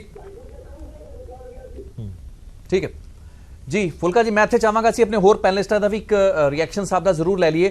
ਸ਼ੁਰੂਆਤ ਮੈਂ ਚੀਮਾ ਸਾਹਿਬ ਤੋਂ ਕਰਨਾ ਚਾਹਾਂਗਾ। ਅਕਾਲੀ ਦਲ ਨੇ, ਚੀਮਾ ਸਾਹਿਬ, ਐਕਸਪੈਕਟਡ ਸੀਗਾ, ਮੈਨੂੰ ਕੋਈ ਇਹਦੇ ਸ਼ੱਕ ਨਹੀਂ ਸੀਗਾ ਵੀ ਇਸ ਇੰਟਰਪ੍ਰੀਟੇਸ਼ਨ ਨੂੰ ਉਵੇਂ ਹੀ ਲਿਆ ਜਾਏਗਾ ਜਿਵੇਂ ਲਿਆ ਜਾ ਰਿਹਾ ਹੈਗਾ। ਆਪਾਂ ਕੀ ਮੰਨੀਏ? ਇੱਕ ਸਿੱਧੀ ਜੀ ਗੱਲ ਸਪਸ਼ਟ ਭਾਸ਼ਾ ਦੇ ਵਿੱਚ ਉਹਨਾਂ ਨੇ ਕਹੀ ਹੈ ਵੀ ਅਸੀਂ ਉਹਨੂੰ ਕੰਟੇਨ ਕਰਨ ਲਈ ਜਾ ਰਹੇ ਸੀ। ਤੁਹਾਡੀ ਪਾਰਟੀ ਅੱਜ ਕਹਿ ਰਹੀ ਹੈ ਵੀ ਇਸ ਪੂਰੇ ਮਾਮਲੇ ਦੇ ਵਿੱਚ ਉਹਨਾਂ ਦਾ ਭਾਰਤ ਰਤਨ ਵਾਪਸ ਲਿਆ ਜਾਵੇ ਤੇ ਹੋਰ ਕਈ ਕਿਸਮ ਦੀਆਂ ਮੰਗਾਂ ਹੈਗੀਆਂ ਨੇ। ਕੀ ਮੰਨਦੇ ਵੀ ਇਹ ਇੱਕ ਵੱਡਾ ਬਿਆਨ ਹੈਗਾ ਜਿਸ ਨੂੰ ਕਿ ਤੁਸੀਂ ਲੌਜੀਕਲ ਕੰਕਲੂਜਨ ਤੱਕ ਲਿਜਾਓਗੇ? ਕਿਉਂਕਿ ਕਿਤੇ ਨਾ ਕਿਤੇ ਜਗਦੀਸ਼ ਟਾਈਟਲ ਨੂੰ ਦੋਸ਼ੀ ਸਾਬਤ ਕਰਨ ਲਈ ਅੰਤ ਦੇ ਵਿੱਚ ਅਦਾਲਤਾਂ ਵਿੱਚ ਮੁਕੱਦਮਿਆਂ ਦੀ ਜਿਹੜੀ ਕਸਲਵੱਟੀ ਹੈ ਉੱਥੋਂ ਗੁਜ਼ਰਦਿਆਂ ਹੋਇਆਂ ਉਹਨਾਂ ਨੂੰ ਦੋਸ਼ੀ ਸਾਬਤ ਕੀਤਾ ਜਾ ਸਕਦਾ ਹੈ। ਇਹ ਬਿਆਨ ਇੱਕ ਨਵਾਂ ਡਾਇਮੈਂਸ਼ਨ ਜ਼ਰੂਰ ਦਿੰਦਾ ਹੈ ਇਸ ਪੂਰੇ 1984 ਦੇ ਕਤਲੇਆਮ ਦੇ ਪੂਰੇ ਸਾਕੇ ਜਾਂ ਉਹਦੀ ਜਿਹੜੀ ਲੀਗਲ ਪੈਰਵੀ ਚੱਲ ਰਹੀ ਹੈ। ਲੇਕਿਨ ਇਸ ਤੋਂ ਵੱਧ ਕੀ ਸਜ਼ਾਵਾਂ ਹੋ ਪਾਣੀਆਂ ਜਾਂ ਫਿਰ ਇਹ ਡਿਬੇਟਾਂ ਜਾਂ ਚਰਚਾਵਾਂ ਦਾ ਵਿਸ਼ਾ ਬਣ ਕੇ ਰਹਿ ਜਾਏਗਾ ਬਿਆਨ? ਦੇਖੋ, ਜਿਹੜਾ ਮੌਜੂਦਾ ਖੁਲਾਸਾ ਜਗਦੀਸ਼ ਟਾਈਟਲਰ ਨੇ ਕੀਤਾ ਬਹੁਤ ਹੀ ਗੰਭੀਰ ਗੱਲ ਹੈ ਔਰ ਹੈਰਾਨੀ ਇਸ ਗੱਲ ਦੀ ਹੈ ਕਿ 33 ਸਾਲ ਬਾਅਦ ਉਹਨਾਂ ਨੇ ਆਪਣੀ ਜ਼ੁਬਾਨ ਜਿਹੜੀ ਹੈ ਉਹ ਸਹੀ ਪਾਸੇ ਖੋਲੀ ਹੈ। ਔਰ ਜੇ ਮੈਂ ਪੰਜਾਬੀ ਚ ਕਹਾਂ ਕਿ ਜਿਵੇਂ ਕਹਿੰਦੇ ਕਿ ਕਤਲ ਜਿਹੜਾ ਇੱਕ ਦਿਨ ਸਿਰ ਚੜ੍ਹ ਕੇ ਬੋਲਦਾ, ਅੱਜ ਸਾਡੀ ਕੁਦਰਤ ਨੇ ਮਾਹੌਲ ਬਣਾਇਆ ਕਿ ਮਜਬੂਰ ਹੋ ਕੇ ਟਾਈਟਲਰ ਨੂੰ ਜਿਹੜੀ ਆ ਅਸਲੀ ਕਹਾਣੀ ਜਿਹੜੀ ਆ ਉਹ ਖੋਲਣੀ ਪੈ ਰਹੀ ਹੈ। ਦੇਖੋ, ਬੜੀ ਅਜੀਬ ਤਰ੍ਹਾਂ ਦੀ ਸਥਿਤੀ ਜਦੋਂ ਤੁਸੀਂ ਸਾਰੀ ਇਸ ਘਟਨਾਕ੍ਰਮ ਨੂੰ ਇਮੈਜਿਨ ਕਰਦੇ ਹੋ, ਤੁਹਾਡੇ ਸਾਹਮਣੇ ਆਉਂਦੀ ਹੈ ਕਿ ਰਾਜੀਵ ਗਾਂਧੀ, ਕੁਦਰਤੀ ਗੱਲ ਹੈ ਕਿ ਉਸ ਦਿਨ ਉਹਦਾ ਡਿਸਟਰਬ ਹੋਣਾ ਨੈਚੁਰਲ ਸੀ, ਉਹਦੀ ਮਾਤਾ ਦਾ ਮਰਡਰ ਹੋਇਆ। ਜੋ ਮਾਹੌਲ ਸੀ ਘਰ ਦੇ ਵਿੱਚ ਗਮਗੀਨ ਸੀ ਔਰ ਇਸ ਗੱਲ ਦਾ ਵੀ ਜਗਦੀਸ਼ ਟਾਈਟਲਰ ਦੇ ਮੁਤਾਬਕ ਉਹਨੂੰ ਪਤਾ ਸੀ ਕਿ ਖੂਨ ਖਰਾਬਾ ਜਿਹੜਾ ਉਹ ਹੋ ਰਿਹਾ। ਇੱਕ ਪ੍ਰਾਈਮ ਮਿਨਿਸਟਰ ਦੀ ਤੁਹਾਡੇ ਕੋਲੇ ਉਸ ਵੇਲੇ ਪਾਵਰ ਹੈ, ਜੇ ਤੁਸੀਂ ਇੰਨਾ ਹੀ ਤੁਹਾਡੇ ਉਸ ਵੇਲੇ ਮਨ ਦੇ ਵਿੱਚ ਜਿਹੜੀ ਹੈ ਇਮਾਨਦਾਰੀ ਹੈ, ਨੇਕ ਨੀਤੀ ਹੈ ਕਿ ਤੁਸੀਂ ਮਾਂ ਦੇ ਆਪਣੇ ਮਰਡਰ ਤੋਂ ਬਾਅਦ ਵੀ ਆਪਣੇ ਆਪ ਨੂੰ ਹੋਸ਼ ਦੇ ਵਿੱਚ ਰੱਖਦਿਆਂ ਮਨੁੱਖਤਾ ਦੇ ਭਲੇ ਵਾਸਤੇ ਕੁਝ ਕਰਨਾ ਚਾਹੁੰਦੇ ਹੋ, ਤੇ ਬੜਾ ਸੌਖਾ ਕੰਮ ਸੀ ਸਭ ਤੋਂ ਕਿ ਉਸ ਵੇਲੇ ਉਹ ਟੈਲੀਫੋਨ ਉਠਾ ਕੇ ਤੇ ਇਮੀਡੀਏਟਲੀ ਆਰਡਰ ਕਰਦੇ ਆਪਣੇ ਜਿਹੜਾ ਦੇਸ਼ ਦਾ ਕੈਬਨਿਟ ਸੈਕਟਰੀ ਹੈ ਜਾਂ ਹੋਮ ਸੈਕਟਰੀ ਹੈ ਕਿ ਇਹ ਗੁੰਡਾਗਰਦੀ 5 ਮਿੰਟ ਦੇ ਵਿੱਚ ਬੰਦ ਹੋਣੀ ਚਾਹੀਦੀ ਹੈ। ਔਰ ਇਹ ਕੱਲੇ ਨੂੰ ਸਮਝਾ ਕੇ ਗੁੰਡਾਗਰਦੀ ਬੰਦ ਨਹੀਂ ਸੀ ਹੋ ਸਕਦੀ। ਉੱਥੇ ਇਮੀਡੀਏਟ ਆਰਮੀ ਆਉਂਦੀ ਇੱਕ ਹੁਕਮ ਦੇ ਨਾਲ ਤੇ ਸਾਰੀ ਦਿੱਲੀ ਦੇ ਵਿੱਚ ਠੱਲ ਪੈ ਸਕਦੀ ਸੀ, ਬਹੁਤ ਸਾਰੀਆਂ ਜਾਨਾਂ ਜਾ ਸਕਦੀਆਂ। ਦੂਸਰੀ ਗੱਲ ਹੈ ਕਿ ਜੇ ਆਪਾਂ ਜਗਦੀਸ਼ ਟਾਈਟਲਰ ਦੀ ਗੱਲ ਮੰਨ ਲਈਏ ਕਿ ਜੇ ਉਹ ਇਮੀਡੀਏਟਲੀ ਗੱਡੀ 'ਚ ਉਹਨਾਂ ਨੂੰ ਨਾਲ ਬਿਠਾ ਕੇ ਚੱਲ ਪਏ, ਤੇ ਜਦੋਂ ਤੁਸੀਂ ਇਸ ਗੱਲ 'ਚ ਗੁੱਸੇ 'ਚ ਹੋ ਕਿ ਤੁਸੀਂ ਲੋਕੀ ਜਿਹੜਾ ਬਾਹਰ ਕੰਮ ਕਰ ਰਹੇ ਗਲਤ ਕਰ ਰਹੇ, ਤੇ ਤੁਹਾਨੂੰ ਨਾਲ ਆਪਣੀ ਗਾਰਡ ਲੈਣ ਦੇ ਵਿੱਚ, ਡਰਾਈਵਰ ਲੈਣ ਦੇ ਵਿੱਚ, ਬਾਕੀ ਚੀਜ਼ਾਂ ਲੈਣ ਦੇ ਵਿੱਚ ਝਿਜਕ ਕਿਉਂ ਹੈ? ਕਿਉਂਕਿ ਤੁਸੀਂ ਘਰੋਂ ਸੋਚ ਕੇ ਚੱਲ ਰਹੇ ਹੋ ਕਿ ਜੋ ਬਾਹਰ ਹੋ ਰਿਹਾ ਉਹ ਗਲਤ ਹੋ ਰਿਹਾ ਔਰ ਉਹਨੂੰ ਮੈਂ ਰੋਕਣਾ, ਔਰ ਬਾਹਰ ਜੋ ਕੁਝ ਹੋ ਰਿਹਾ ਬਹੁਤ ਵੱਡੇ ਪੱਧਰ ਦਾ ਕਤਲੇਆਮ ਹੋ ਰਿਹਾ, ਔਰ ਉਹਨੂੰ ਤੁਸੀਂ ਕਿਵੇਂ ਸੋਚ ਸਕਦੇ ਹੋ ਕਿ ਤੁਸੀਂ ਡਰਾਈਵਰ ਨੂੰ ਵੀ ਕਹੋ ਕਿ ਮੇਰੀ ਗੱਡੀ ਦੇ ਵਿੱਚ ਨਾ ਬੈਠ? ਇਹੋ ਜਿਹੇ ਕੰਮ ਉਦੋਂ ਕੀਤੇ ਜਾਂਦੇ ਆ ਜਦੋਂ ਪੋਲੀਟੀਸ਼ੀਅਨ ਨੇ ਕੋਈ ਬਹੁਤ ਕੌਨਫੀਡੈਂਸ਼ੀਅਲ ਗੱਲ ਕਰਨੀ ਹੋਵੇ, ਜਿਹੜੀ ਉਹਨੂੰ ਲੱਗੇ ਕਿ ਇਹ ਡਰਾਈਵਰ ਤੱਕ ਵੀ ਜਿਹੜਾ ਧੂੰਆਂ ਹੈ ਗੱਲ ਦਾ ਨਹੀਂ ਨਿਕਲਣਾ ਚਾਹੀਦਾ, ਕਿਸੇ ਗਨਮੈਨ ਤੱਕ ਵੀ ਨਹੀਂ ਨਿਕਲਣਾ ਚਾਹੀਦਾ, ਤਾਂ ਉਸ ਵੇਲੇ ਬੰਦਾ ਕਹਿੰਦਾ ਕਿ ਕਿਸੇ ਦੀ ਲੋੜ ਨਹੀਂ, ਮੈਂ ਗੱਡੀ ਚਲਾਉਣਾ, ਤੂੰ ਨਾਲ ਬੈਠ, ਤਾਂ ਜੋ ਜਿਹੜੀ ਅਗਲੀ ਸਕੀਮ ਹੈ ਉਹ ਰਸਤੇ ਦੇ ਵਿੱਚ ਤੈਨੂੰ ਮੈਂ ਸਮਝਾਵਾਂ। ਤੁਸੀਂ ਵੀ ਤਾਂ ਕਾਫੀ ਕੁਝ ਸੋਚ ਰਹੇ ਹੋ ਨਾ, ਤੁਸੀਂ ਉਹ ਸੋਚ ਰਹੇ ਹੋ ਵੀ ਰਾਜੀਵ ਗਾਂਧੀ ਇਹ ਸੋਚ ਰਹੇ ਹੋ ਸਕਦੇ ਨੇ। ਹੁਣ ਇਸ ਬਿਆਨ ਤੋਂ ਬਾਅਦ ਜੇ ਮੈਂ ਕਹਾਂ ਵੀ ਤੁਸੀਂ ਵੀ ਬਹੁਤ ਕੁਝ ਸੋਚ ਰਹੇ ਹੋ ਵੀ ਉਹਨਾਂ ਦੇ ਦਿਮਾਗ 'ਚ ਕੀ ਚੱਲ ਰਿਹਾ ਸੀਗਾ। ਨਹੀਂ, ਮੈਂ ਜੋ ਮਨੁੱਖੀ ਸੁਭਾਅ ਹੈ ਉਹਦੀ ਗੱਲ ਕਰ ਰਿਹਾ। ਤੁਸੀਂ ਲੌਜਿਕ ਜਾਂ ਜੇ ਇਮਾਨਦਾਰੀ ਹੋਵੇ ਤਾਂ ਮੈਨੂੰ ਉਸ ਵੇਲੇ ਗਨਮੈਨ ਆਪਣੇ ਨੂੰ ਰੋਕਣ ਦੀ ਲੋੜ ਨਹੀਂ ਹੈ। ਜੇ ਮੈਂ ਚੱਲਣਾ ਹੋਵੇ ਤਾਂ ਮੈਨੂੰ ਰਾਦਰ ਜ਼ਰੂਰਤ ਹੈ ਉਸ ਵੇਲੇ ਕਿ ਕਿਉਂਕਿ ਮੈਂ ਸੋਚ ਰਿਹਾ ਕਿ ਬਾਹਰ ਗਲਤ ਕੰਮ ਹੋ ਰਿਹਾ, ਮੈਂ ਉਹਨਾਂ ਲੋਕਾਂ ਨੂੰ ਰੋਕਣਾ, ਮੈਂ ਇੰਨੇ ਕਤਲੇਆਮ ਨੂੰ ਇਕੱਲੇ ਨੂੰ ਕਿਵੇਂ ਰੋਕ ਲੂੰਗਾ? ਜ਼ਰੂਰਤ ਸੀ ਕਿ ਜੋ ਵੀ ਮੇਰੇ ਕੋਲ ਉੱਥੇ ਅਵੇਲੇਬਲ ਰਿਸੋਰਸ ਸੀ ਸਾਰਿਆਂ ਨੂੰ ਮੈਂ ਕਹਿੰਦਾ ਕਿ ਨਾਲ ਚੱਲੋ, ਇਹ ਕੀ ਤਮਾਸ਼ਾ, ਆਪਾਂ ਇਹਨਾਂ ਨੂੰ ਜਾ ਕੇ ਹੁਣੇ ਰੋਕਣਾ ਪੈਣਾ। ਔਰ ਉਸ ਤੋਂ ਸੌਖਾ ਕੰਮ ਸੀ ਤੁਸੀਂ ਆਪਣਾ ਹੁਕਮ ਜਿਹੜਾ ਅਸਲੀ ਪ੍ਰਾਈਮ ਮਿਨਿਸਟਰ ਵਾਲਾ ਉਹਨੂੰ ਇਸਤੇਮਾਲ ਕਰਦੇ ਤੇ 1 ਮਿੰਟ 'ਚ ਸਾਰਾ ਰੁਕ ਜਾਂਦਾ।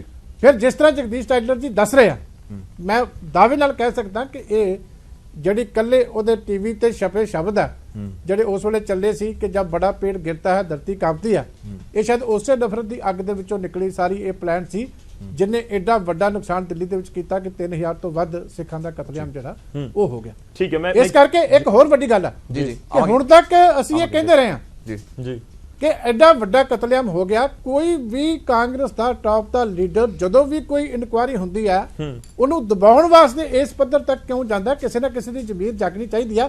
ਇਹਦੇ ਵਿੱਚ ਕੋਈ ਅਸੀਂ ਹਮੇਸ਼ਾ ਕਹਿੰਦੇ ਰਹਿੰਦੇ ਕਿ ਕੋਈ ਵੱਡਾ ਰਾਜ ਹੈ, ਉਹ ਨਾ ਸਾਹਮਣੇ ਆਉਣਾ ਚਾਹੀਦਾ ਜਿਹਨੂੰ ਇਹ ਬਚਾਉਣਾ ਚਾਹੁੰਦੇ ਆ। ਠੀਕ ਹੈ, ਅੱਜ ਉਹ ਨਾਮ ਸਾਹਮਣੇ ਆ। ਚਲੋ ਮੈਂ ਤੁਹਾਡੇ ਕੋਲ ਵਾਪਸ ਆਉਂਗਾ, ਇੱਕ ਛੋਟੇ ਜਿਹੇ ਬ੍ਰੇਕ ਲਈ ਅਸੀਂ ਰੁਕ ਰਹੇ ਹਾਂ, ਪਰ 2 ਪੁਆਇੰਟ ਨੇ ਚੀਮਾ ਸਾਹਿਬ ਜੋ ਬ੍ਰੇਕ ਤੋਂ ਬਾਅਦ ਤੁਹਾਡੇ ਤੋਂ ਜ਼ਰੂਰ ਜਾਣਨੇ ਚਾਹਾਂਗੇ। ਇੱਕ, ਟਾਈਟਲਰ ਦੇ ਵੱਲੋਂ ਇਹ ਕਿਹਾ ਗਿਆ ਕਿ ਉੱਥੇ ਕੁਝ ਵੀ ਨਹੀਂ ਸੀ ਜਿੱਥੇ ਇੱਥੇ ਉਹ ਰਾਜੀਵ ਗਾਂਧੀ ਦੇ ਨਾਲ ਉਸ ਸਮੇਂ ਦੇ ਪ੍ਰਧਾਨ ਮੰਤਰੀ ਦੇ ਨਾਲ ਗਏ। ਤੇ ਦੂਜੀ ਗੱਲ ਉਹਨਾਂ ਦੇ ਵੱਲੋਂ ਇਹ ਵੀ ਕਿਹਾ ਗਿਆ ਕਿ ਸਾਰੇ ਜਿੰਨੇ ਵੀ ਉੱਥੇ ਮੌਜੂਦ ਸੀਨੀਅਰ ਲੀਡਰ ਸੀ ਉਹਨਾਂ ਨੂੰ ਇਹ ਵੀ ਕਿਹਾ ਗਿਆ ਕਿ ਜਾਓ ਆਪਣੀ ਆਪਣੀ ਹਲਕਿਆਂ ਦੇ ਵਿੱਚ ਜਾਓ ਤੇ ਇਸ ਜੋ ਜੈਨੋਸਾਈਡ ਹੋ ਰਿਹਾ ਉਸ ਨੂੰ ਬੰਦ ਕਰਵਾਓ। ਇਹਨਾਂ ਦੋਨੋਂ ਪੁਆਇੰਟ ਤੇ ਗੱਲ ਹੋਏਗੀ ਛੋਟੇ ਜਿਹੇ ਬ੍ਰੇਕ ਤੋਂ ਬਾਅਦ।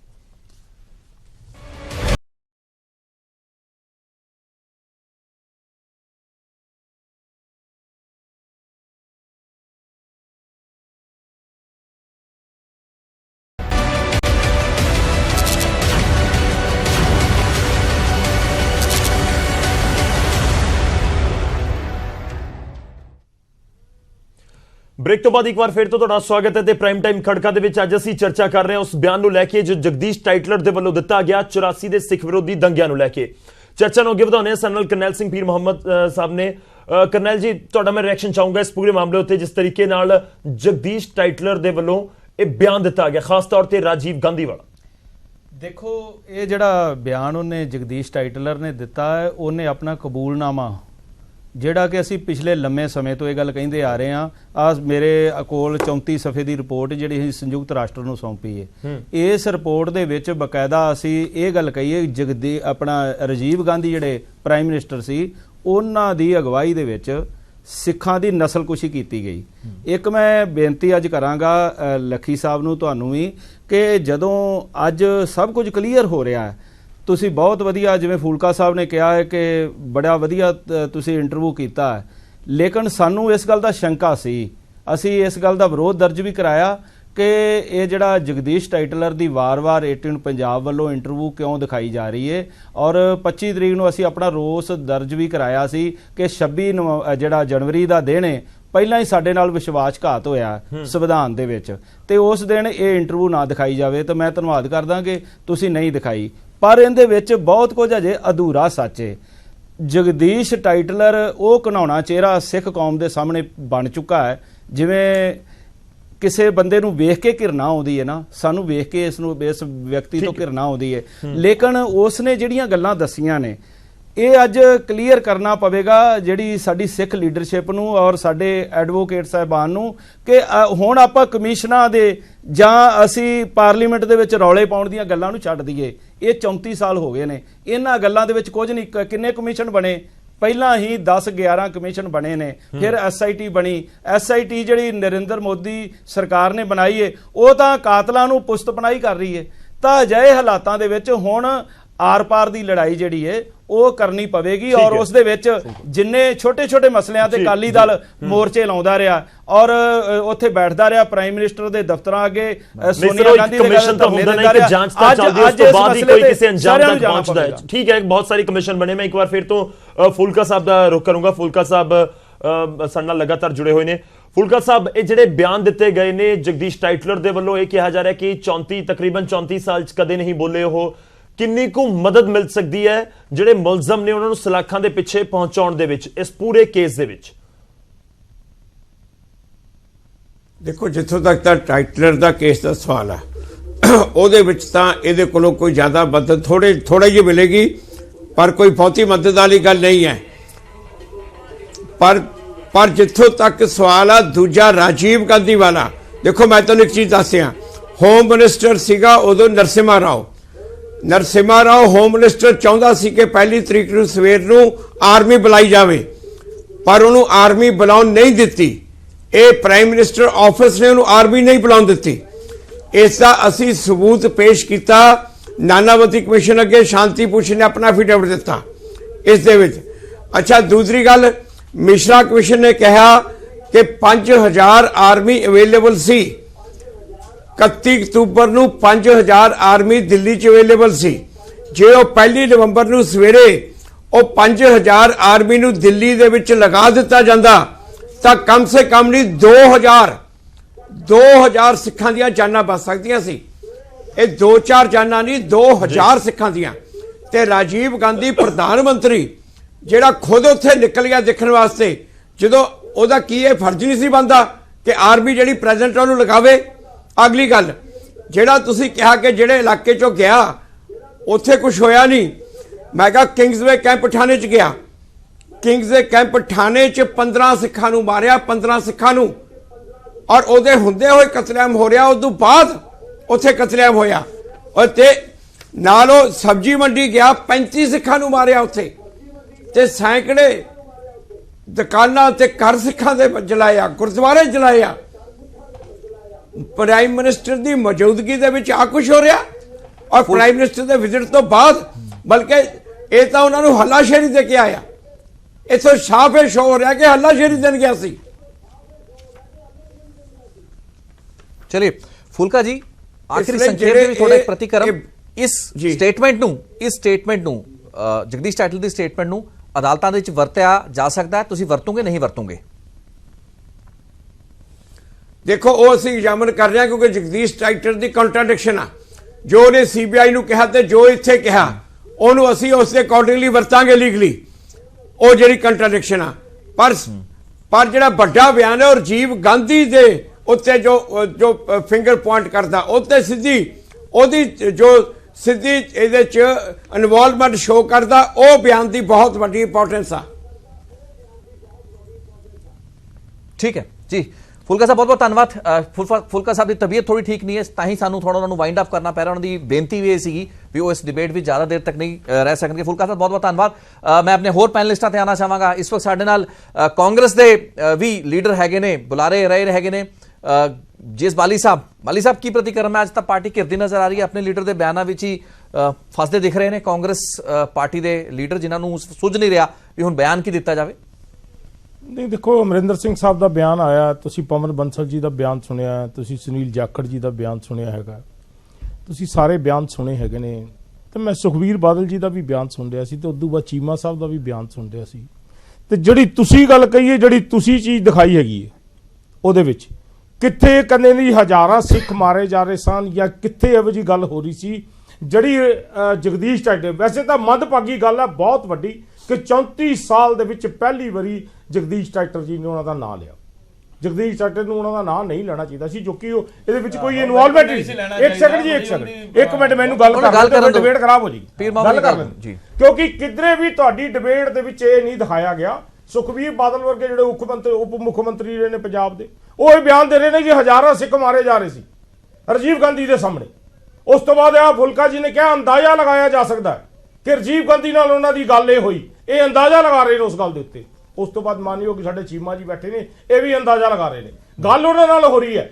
ਕਿਸੇ ਵੀ ਬਿਆਨ ਦੇ ਵਿੱਚ ਜਿਹੜੀ ਹੈਗੀ ਹੈ ਗੱਲ, ਕਿਧਰੇ ਵੀ ਸਿਰਫ ਅੰਦਾਜ਼ੇ ਨਾਲ ਗੱਲ ਲਗਾ ਰਹੇ ਨੇ ਕਿ ਅੰਦਾਜ਼ਾ ਅਸੀਂ ਆਹ ਲਗਾਇਆ ਜਾ ਰਿਹਾ।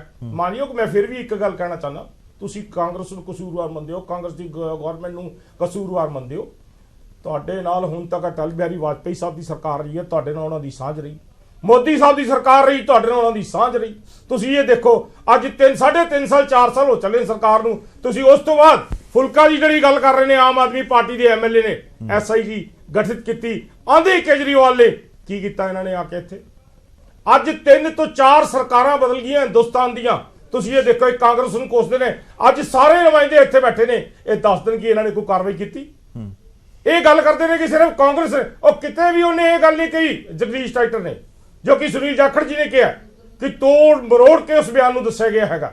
ਉਹਨੇ ਕਿਤੇ ਵੀ ਇਹ ਗੱਲ ਨਹੀਂ ਕਹੀ ਕਿ ਉਸ ਵੇਲੇ ਕਤਲੇਆਮ ਹੋ ਰਿਹਾ ਸੀ, ਜਾਂ ਉੱਥੇ ਕੋਈ ਇਹੋ ਜਿਹੀ ਗੱਲ ਹੋ ਰਹੀ ਸੀ। ਕਿ ਆਪਾਂ ਸਿਰਫ ਇੱਕੋ ਹੀ ਬਿਆਨ ਨੂੰ ਲੈ ਕੇ ਚੱਲ ਰਹੇ ਹਾਂ ਚਲਿਏ ਹਿੰਦੁਸਤਾਨ ਦੇ ਅੰਦਰ ਵਿਨੀਤ ਜੀ, ਕਿ ਆਪਾਂ ਹਮੇਸ਼ਾ ਰਾਜਨੀਤੀ ਕਰਦੇ ਹਾਂ ਸਿੱਖਾਂ ਦੇ ਉੱਤੇ, ਸਿਰਫ ਰਾਜਨੀਤੀ ਕਰਦੇ ਹਾਂ। 32 ਸਾਲ ਤੁਹਾਡੀਆਂ ਸਰਕਾਰਾਂ ਰਹੀਆਂ ਇੰਨੀ ਦਿੱਲੀ, ਤੁਸੀਂ ਹੁਣ ਤੱਕ ਸਿੱਖਾਂ ਵਾਸਤੇ ਕੀ ਕੀਤਾ? ਤੁਹਾਡੀ ਸਰਕਾਰ 10 ਸਾਲ ਪੰਜਾਬ ਦੇ ਵਿੱਚ ਰਹੀ, ਤੁਸੀਂ ਸਿੱਖਾਂ ਵਾਸਤੇ ਕੀ ਕੀਤਾ? ਤੁਸੀਂ ਬਿਆਨ ਕਰ ਦਿਓ। ਮੈਂ ਤਾਂ ਸਿਰਫ ਇੱਕੋ ਹੀ ਗੱਲ ਚਾਹੁੰਦਾ ਕਿ ਤੁਸੀਂ 10 ਸਾਲ ਸਰਕਾਰ ਦੇ ਵਿੱਚ ਰਹੇ ਹੋ, ਤੁਸੀਂ ਸਿੱਖਾਂ ਵਾਸਤੇ ਕੀ ਕੀਤਾ? 10 ਸਾਲ ਚ ਅਕਾਲੀ ਦਲ ਦੱਸ ਦੇਵੇ। ਵਿਨੀਤ ਜੀ, ਮੈਂ ਤੁਹਾਡੇ ਤੋਂ ਬਿਆਨ ਚਾਹਾਂਗਾ ਵੀ ਤੁਸੀਂ ਰਾਜੀਵ ਗਾਂਧੀ ਦੇ ਇਸ ਬਿਆਨ ਨੂੰ ਆਪਾਂ ਸਾਰੇ ਫੜ ਕੇ ਬੈਠੇ ਹਾਂ। ਇਸ ਇੰਟਰਵਿਊ ਦੇ ਵਿੱਚ ਜਿਹੜੀ ਕੀ ਚੀਜ਼ ਗੌਰ ਨਹੀਂ ਕੀਤੀ ਗਈ ਹੈ, ਉਸ ਵਿੱਚ ਇਹ ਵੀ ਕਿਹਾ ਗਿਆ ਵੀ ਬਹੁਤ ਸੇ ਐਸੇ ਮਾਮਲੇ ਸਨ, ਬਹੁਤ ਸੰਜੀਦਾ ਮਾਮਲੇ ਸਨ, ਕੜਕੜਦੂਮਾ ਦੀ ਅਦਾਲਤ ਵਿੱਚ ਉसी केस मुतलक सन जिस दे विच कि RSS ਦੇ ਵੀ ਬਹੁਤ ਸੇ ਕਾਰਕੂਨ ਤੇ ਵਰਕਰ ਸਨ। ਉਸ ਬਿਆਨ ਦੇ ਉੱਤੇ ਤਾਂ ਕਿਸੇ ਦਾ ਕੋਈ ਪ੍ਰਤੀਕਰਮ ਨਹੀਂ ਆ ਰਿਹਾ, ਕਿਉਂਕਿ ਉਹ ਜਗਦੀਸ਼ ਟਾਈਟਲਰ ਦੀ ਗੱਲ ਤੇ ਆਪਾਂ ਵਿਸ਼ਵਾਸ ਨਹੀਂ ਕਰਾਂਗੇ। ਇਸ ਆਪਾਂ ਇੱਕ ਬਿਆਨ ਨੂੰ ਜ਼ਰੂਰ ਫੜਨਾ ਚਾਹ ਰਹੇ, ਕਿਉਂਕਿ ਕਿਤੇ ਨਾ ਕਿਤੇ ਸਿਆਸਤ ਹਾਵੀ ਹੁੰਦੀ ਨਜ਼ਰ ਆ ਰਹੀ ਹੈ, ਸੂਟ ਕਰਦੀ ਹੈ ਪਾਰਟੀਆਂ, ਉਹ ਮੁੱਦਾ ਚੱਕ ਲੈਂਦੀਆਂ ਨੇ। ਇਸੇ ਇੰਟਰਵਿਊ 'ਚ ਉਹਨਾਂ ਨੇ RSS ਤੇ ਵੀ ਉਂਗਲੀਆਂ ਚੁੱਕੀਆਂ ਨੇ ਵੀ ਇਸ ਕਤਲੇਆਮ ਦੇ ਵਿੱਚ ਐਸੇ ਬਹੁਤ ਸੇ ਮਾਮਲੇ ਸਨ ਜਿਨ੍ਹਾਂ ਦੇ ਉੱਤੇ ਬਹੁਤ ਪੁਖਤਾ ਕੇਸਿਸ ਬਣਦੇ ਸਨ, ਪੁਖਤਾ ਐਵੀਡੈਂਸ ਸਨ, ਲੇਕਿਨ ਕੋਈ ਪੈਰਵੀ ਨਹੀਂ ਕਰਨ ਆਇਆ ਤੇ ਉਹ ਲੋਕ ਛੁੱਟ ਗਏ। ਰਿਤੇਸ਼ ਜੀ, ਪਹਿਲੀ ਗੱਲ ਹੈ ਕਿ ਇਸ ਪਾਰਟਿਕੂਲਰ ਸਟੇਟਮੈਂਟ ਦੇ ਨਾਲ ਇੱਕ ਜਿਹੜੀ ਆਮ ਰਾਏ ਸੀਗੀ, ਜਿਹੜੀ ਬੜੀ ਪ੍ਰਬਲ ਸੀਗੀ, ਉਹਨੂੰ ਹੋਰ ਸ਼ਕਤੀ ਮਿਲੀ ਹੈ ਕਿ ਇਹ ਜਿਹੜਾ ਕਤਲੇਆਮ ਹੋਇਆ, ਇਹ ਜਿਹੜਾ ਜੈਨੋਸਾਈਡ ਹੋਇਆ, ਇਹਦੇ ਪਿੱਛੇ ਕਾਂਗਰਸ ਦਾ ਹੱਥ ਸੀ। ਇੱਕ ਦੂਸਰਾ ਬਸ਼ਰਤੇ ਅਸੀਂ ਉਸ ਚਸ਼ਮੇ ਨਾਲ ਦੇਖੀਏ ਜਿਸ ਚਸ਼ਮੇ ਨਾਲ ਤੁਸੀਂ ਵੇਖਣਾ ਚਾਹੁੰਦੇ ਹੋ। ਮੇਰੀ ਗੱਲ ਤਾਂ ਖਤਮ ਹੋ ਗਈ ਦੇਸ਼ੀ, ਤੁਹਾਡੀ ਆਰਐਸਐਸ ਵਾਲਾ ਜਵਾਬ ਵੀ ਦਵਾਂਗਾ।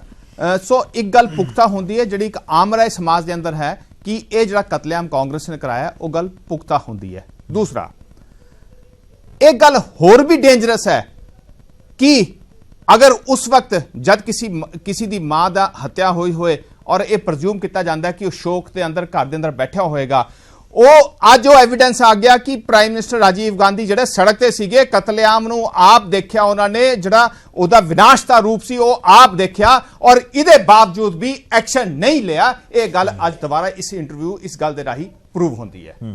तीसरी, जिथे तक आरएसएस की गल है, आरएसएस किते इन्वॉल्व नहीं सीगा।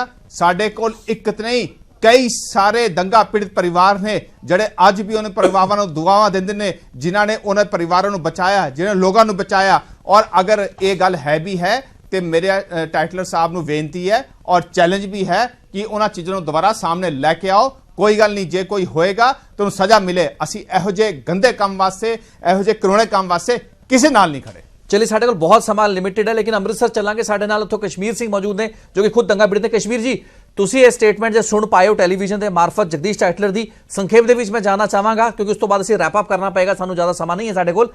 की महसूस करदे हो बतौर दंगा पीड़ित? टाइटलर नूं सुणदे हो, खून उबलदा है? बिल्कुल जी, उन्होंने जो भी स्टेटमेंट दी है वो सही है कि वो उस वे है सी विच, एक कोई शक थोड़ी है। सारी दुनिया को पता है कि उस वे जगदीश टाइटलर ने ही ये सारा कुछ कराया। HKL भगत, जगदीश टाइटलर, सज्जन कुमार ये भीड़ के नाल सीगे। अज उन्होंने मूँह कबूल लिया कि मैं उस टाइम गया, चाहे उन्हें किसी बहाने ना कबूलिया चाहे किदा भी कबूलिया, ये कोई शक नहीं है। क्योंकि जे नहीं है तो उस वे वो खुद MP सीगे, मंत्री भी सीगे सरकार दे विच, उन्हां 3 दिनों दे विच की कीता? फिर उन्हां दा फर्ज बनदा सी सारा कुछ उन्हां दे कोल, पुलिस उन्हां को, आर्मी उन्हां को, वो ये भी दस सकते कि मैं किहड़े बंदे नूं बचाया ਜਾਂ ਕਿਸੇ ਦਾ ਘਰ ਬਚਾਇਆ ਜਾਂ ਕਿਹੜਾ ਬੰਦਾ ਉਹਨਾਂ ਅਰੈਸਟ ਕੀਤਾ।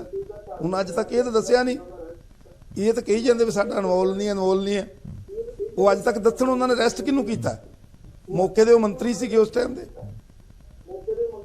ਅੱਜ ਤੱਕ ਅਸੀਂ ਤਾਂ ਉਹਨਾਂ ਦੇ ਮੂੰਹ ਇਹ ਸੁਣਿਆ ਨਹੀਂ। ਜੀ ਚਲੇ ਕਹਿੰਦੇ ਉਹ ਇਹ ਕਹਿ ਦਿੰਦੇ ਕਿ ਮੈਂ ਵੀ ਇੱਕ ਸਿੱਖ ਹਾਂ, ਮੇਰਾ ਪਿਓ ਵੀ ਸਿੱਖ ਹੈ, ਮੇਰਾ ਵੀ ਉਹ ਹੈ। ਜੇ ਪਿਓ ਸਿੱਖ ਹੋਣ ਨਾਲ ਲੋਕਾਂ ਦੇ ਕੋਈ ਦਿਲਾਂ ਤੇ ਮਲਮ ਥੋੜੀ ਲੱਗਦੀ ਹੈ।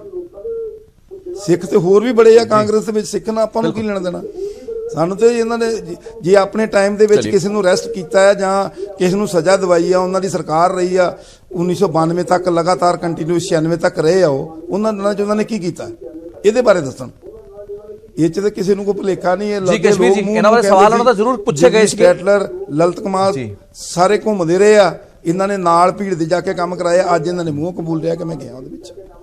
कोई किसी ਨੂੰ ਕੋਈ ਦੋ ਰਾਏ ਨਹੀਂ। ਕਸ਼ਮੀਰ ਜੀ ਬਹੁਤ ਬਹੁਤ ਧੰਨਵਾਦ ਕਿਉਂਕਿ ਸਮਾਜ ਅੱਜ ਦੀ ਰਿਹਾ ਤੁਹਾਡੀ ਗੱਲ ਬਿਲਕੁਲ ਵੈਲਿਡ ਹੈ। ਇਹਨਾਂ ਦੇ ਸੰਬੰਧ ਵਿੱਚ ਸੰਦਰਭ ਵਿੱਚ ਸਵਾਲ ਵੀ ਪੁੱਛੇ ਗਏ ਸਨ ਵੀ ਉਹਨਾਂ ਨੇ ਕੀ ਕੀਤਾ, ਹਾਲਾਂਕਿ ਉਹਨਾਂ ਨੇ ਆਪਣੇ ਵੱਲੋਂ ਜਸਟੀਫਿਕੇਸ਼ਨ ਦੇਣ ਦੀ ਗੱਲ ਕੀਤੀ, ਲੇਕਿਨ ਬਹੁਤ ਟੂ ਲਿਟਲ ਟੂ ਲੇਟ। ਜਾਂਦੇ ਜਾਂਦੇ ਮੈਂ ਸਾਰੇ ਪੈਨਲਿਸਟਾਂ ਤੋਂ ਫਿਰ ਵੀ ਪੀਰ ਮੁਹੰਮਦ ਸਾਹਿਬ ਤੇ ਚੀਮਾ ਸਾਹਿਬ, ਮੈਂ ਤੁਹਾਡੇ ਤੋਂ ਜਾਣਨਾ ਚਾਹਾਂਗਾ। ਚੀਮਾ ਸਾਹਿਬ, ਤੁਹਾਡੀ ਪਾਰਟੀ ਤਾਂ ਮੁੱਦੇ ਨੂੰ ਪਾਰਲੀਮੈਂਟ ਚੁੱਕਣਾ ਚਾਹ ਰਹੀ ਹੈ, ਲੱਗਦਾ ਵੀ ਕੀ ਇਹ ਮੁੱਦੇ ਇਸ ਕਹਾਣੀ ਨੂੰ ਅੱਗੇ ਵਧਾ ਸਕਦੇ ਹੋ? ਇੱਕ ਬੜੀ ਵੱਡੀ ਜੇ ਸਟੇਟਮੈਂਟ ਤੁਸੀਂ ਅੱਜ ਕਹਿ ਰਹੇ ਹੋ, ਐਡਾ ਰੌਲਾ ਪੈ ਰਿਹਾ, ਸਿਆਸਤ ਹੋ ਰਹੀ ਹੈ, ਤੇ ਦਾ ਨਤੀਜਾ ਕੀ ਹੋਣ ਵਾਲਾ ਹੈ? What is the conclusion likely to be? देखो गल ये है कि असली गल जिहड़ी है मैं उहदे ते फोकस करांगा। साडे बाली जी ने बहुत कुछ कहा, बड़ियां डिबेटां हुंदियां, किते फिर इन्हां नूं उस गल दा जवाब दे देंगे जी। एक गल तो यह है कि प्राइम मिनिस्टर जिहड़ा उस वेले बन चुकिया सी राजीव गांधी, उन्होंने चंगी तरह इस गल की नॉलेज है जिहड़ी जगदीश टाइटलर की इंटरव्यू दिंदी है कि दिल्ली दे विच कतलेआम जिहड़ा खुलेआम होया, ਉਹਦੇ ਕਹਿਣ ਦੇ ਮੁਤਾਬਕ ਉਹ ਆਪ ਵੀ ਦੇਖ ਕੇ ਸ਼ਹਿਰ ਦੇ ਵਿੱਚ ਆਏ ਵੀ ਕੀ ਕੁਝ ਹੋਇਆ। ਲੇਕਿਨ ਵੱਡੀ ਗੱਲ ਇਹ ਹੈ ਕਿ ਜਦੋਂ ਕਮਿਸ਼ਨ ਰੰਗਾਨਾਥ ਮਿਸ਼ਰਾ ਕਮਿਸ਼ਨ ਨੇ ਰਿਪੋਰਟ ਦਿੱਤੀ ਹੈ ਤੇ ਉਹਨੇ ਜਦੋਂ ਸਾਰੀ ਕਲੀਨ ਚਿੱਟ ਦਿੱਤੀ ਹੈ ਸਾਰਿਆਂ ਨੂੰ, ਤੇ ਉਹ ਰਿਪੋਰਟ ਕਿਉਂ ਐਕਸੈਪਟ ਕੀਤੀ ਗਈ ਫਿਰ ਰਾਜੀਵ ਗਾਂਧੀ ਵੱਲੋਂ, ਜਿਹਦੇ ਦਿਲ ਦੇ ਵਿੱਚ ਬੰਦੇ ਦੇ ਆਪ ਜਿਹਨੇ ਅੱਖਾਂ ਨਾਲ ਏਡਾ ਵੱਡਾ ਖੂਨ ਖਰਾਬਾ ਦੇਖਿਆ ਹੋਵੇ, ਜੇ ਉਹਦੇ ਵਿੱਚ ਇਨਵੋਲਵਡ ਨਹੀਂ ਹੈ, ਜੇ ਉਹਨੇ ਕਨਸਪੀਰੇਸੀ ਦੇ ਵਿੱਚ ਰੋਲ ਨਹੀਂ ਪਲੇ ਕੀਤਾ, ਤੇ ਉਹਨੂੰ ਕੌਣ ਰੋਕਦਾ ਸੀ ਇੰਨੇ ਸਾਲ ਕਿ ਉਹ ਜਿਹੜਾ ਹੈਗਾ ਉਹਨੇ ਰਾਦਰ ਉਹੀ ਰੰਗਾਨਾਥ ਮਿਸ਼ਰਾ ਜਿਹਨੇ ਕਲੀਨ ਚਿੱਟ ਦਿੱਤੀ ਹੈ ਉਹਨੂੰ ਰਾਜ ਸਭਾ ਦਾ ਕਾਂਗਰਸ ਨੇ ਮੈਂਬਰ ਬਣਾ ਦਿੱਤਾ। ਜੀ ਜੀ ਜੀ ਜੀ ਇਸ ਕਰਕੇ ਮੈਂ ਇਹ ਗੱਲ ਕਹਿੰਦਾ ਕਿ ਇਹ ਚੀਜ਼ਾਂ ਦੇ ਉੱਤੇ ਕਾਂਗਰਸ ਨੂੰ ਚੀਮਾ ਸਾਹਿਬ ਮੈਂ ਛੋਟਾ ਜਿਹਾ ਐਡ ਕਰਵਾਉਣਾ ਚਾਹੁੰਦਾ, ਅਕਾਲੀ ਦਲ ਬਹਿਸ ਤੋਂ ਕਿਉਂ ਭੱਜ ਰਿਹਾ ਹੈ? ਹਾਂ, ਬੜਾ ਵੱਡਾ ਸਵਾਲ ਹੈ। ਉਹਨਾਂ ਨੇ ਜਗਦੀਸ਼ ਟਾਈਟਲਰ ਨੇ ਕਿਹਾ ਵੀ ਮੈਂ ਚੰਡੀਗੜ੍ਹ ਆ ਕੇ ਸਟੂਡੀਓ ਦੇ ਵਿੱਚ ਬਹਿ ਕੇ ਅਕਾਲੀ ਦਲ ਨਾਲ ਬਹਿਸ ਕਰਾਂਗਾ। ਇਸ ਇਸ਼ੂ ਦੇ ਉੱਤੇ ਸੋਨੀਆ ਗਾਂਧੀ ਜੀ ਅੱਜ ਉਸੇ ਪਰਿਵਾਰ ਦੇ ਵਿੱਚੋਂ ਨੇ ਉਹ ਕਿਤੇ ਪੋਲੀਟੀਕਲ ਸਾਡੇ ਨਾਲ ਬਹਿਸ ਕਰਨੀ ਚਾਹੁਣ ਤਾਂ ਅਸੀਂ ਉਹਨਾਂ ਨਾਲ ਬਹਿਸ ਕਰੀਏ। ਇੱਕ ਬੰਦਾ ਜਿਹਨੂੰ ਸੀਬੀਆਈ ਨੇ, ਜਿਹਨੂੰ ਨਾਨਾਵਤੀ ਕਮਿਸ਼ਨ ਨੇ ਕ੍ਰਿਮੀਨਲ ਡਿਕਲੇਅਰ ਕੀਤਾ ਹੋਇਆ ਰਿਪੋਰਟ ਦੇ ਵਿੱਚ, ਜਿਹੜਾ 30 ਸਾਲ ਪਹਿਲਾਂ ਫਾਂਸੀ ਤੇ ਚੜਿਆ ਹੋਣਾ ਚਾਹੀਦਾ ਸੀ, ਅੱਜ ਉਹ ਬੰਦਾ ਹੀਰੋ ਬਣ ਕੇ ਕਹੇ ਚੀਮਾ ਸਾਹਿਬ ਇਹ ਗੱਲ ਗਲੇ ਨਹੀਂ ਉਤਰਦੀ, ਇਹ ਗੱਲ ਗਲੇ ਇਸ ਵਾਸਤੇ ਨਹੀਂ ਉਤਰਦੀ ਡਿਬੇਟ ਪਾਰਲੀਮੈਂਟ ਦੇ ਵਿੱਚ ਹੋਵੇ, ਤੁਹਾਨੂੰ ਡਿਬੇਟ, ਤੁਸੀਂ ਡਿਬੇਟ 'ਚ ਉਹਨਾਂ ਨੂੰ ਐਕਸਪੋਜ਼ ਕਰ ਸਕਦੇ ਹੋ, ਤੁਸੀਂ ਡਿਬੇਟ ਦੇ ਵਿੱਚ ਹੋਰ ਐਕਸਪੋਜ਼ ਕਰ ਸਕਦੇ ਹੋ ਪਾਰਲੀਮੈਂਟ 'ਚ। ਕੱਲ ਨੂੰ ਸਵਾਲ ਇਹ ਹੋਵੇ ਵੀ ਮੈਂ ਇੰਟਰਵਿਊ ਨਹੀਂ ਲੈਣਾ ਜਗਦੀਸ਼ ਟਾਈਟਲਰ ਦਾ, ਮੇਰੇ ਤੇ ਵੀ ਸਵਾਲ ਹੋਏ ਵੀ ਤੁਸੀਂ ਜਗਦੀਸ਼ ਟਾਈਟਲਰ ਦਾ ਇੰਟਰਵਿਊ ਕਿਵੇਂ, ਪੀਰ ਮੁਹੰਮਦ ਸਾਹਿਬ ਨੇ ਇਤਰਾਜ਼ ਜਤਾਇਆ ਸੀਗਾ, ਜੇ ਇੰਟਰਵਿਊ ਨਾ ਹੁੰਦਾ ਤਾਂ ਇਹ ਵਾਲੀ ਗੱਲ ਸਾਹਮਣੇ ਨਾ ਆਉਂਦੀ। ਹੁਣ ਜੇ ਤੁਸੀਂ ਡਿਬੇਟ ਕਰੋਗੇ ਤਾਂ ਹੀ ਗੱਲਬਾਤ ਸਾਹਮਣੇ ਆਏਗੀ ਕਿ ਤੁਸੀਂ ਕਹੋਗੇ ਨਹੀਂ ਅਸੀਂ ਕ੍ਰਿਮੀਨਲ ਨੂੰ ਗਲੋਰੀਫਾਈ ਨਹੀਂ ਕਰਨਾ ਚਾਹੁੰਦੇ। ਡਿਬੇਟ ਦੀ ਜਗ੍ਹਾ ਪਾਰਲੀਮੈਂਟ ਹੈ। ਅੱਜ ਵੀ ਸੋਨੀਆ ਗਾਂਧੀ ਜੀ ਉਸੇ ਪਾਰਲੀਮੈਂਟ ਦੇ ਮੈਂਬਰ ਹੈ, ਅੱਜ ਵੀ ਰਾਹੁਲ ਗਾਂਧੀ ਉਸੇ ਪਾਰਲੀਮੈਂਟ ਦਾ ਮੈਂਬਰ ਹੈ।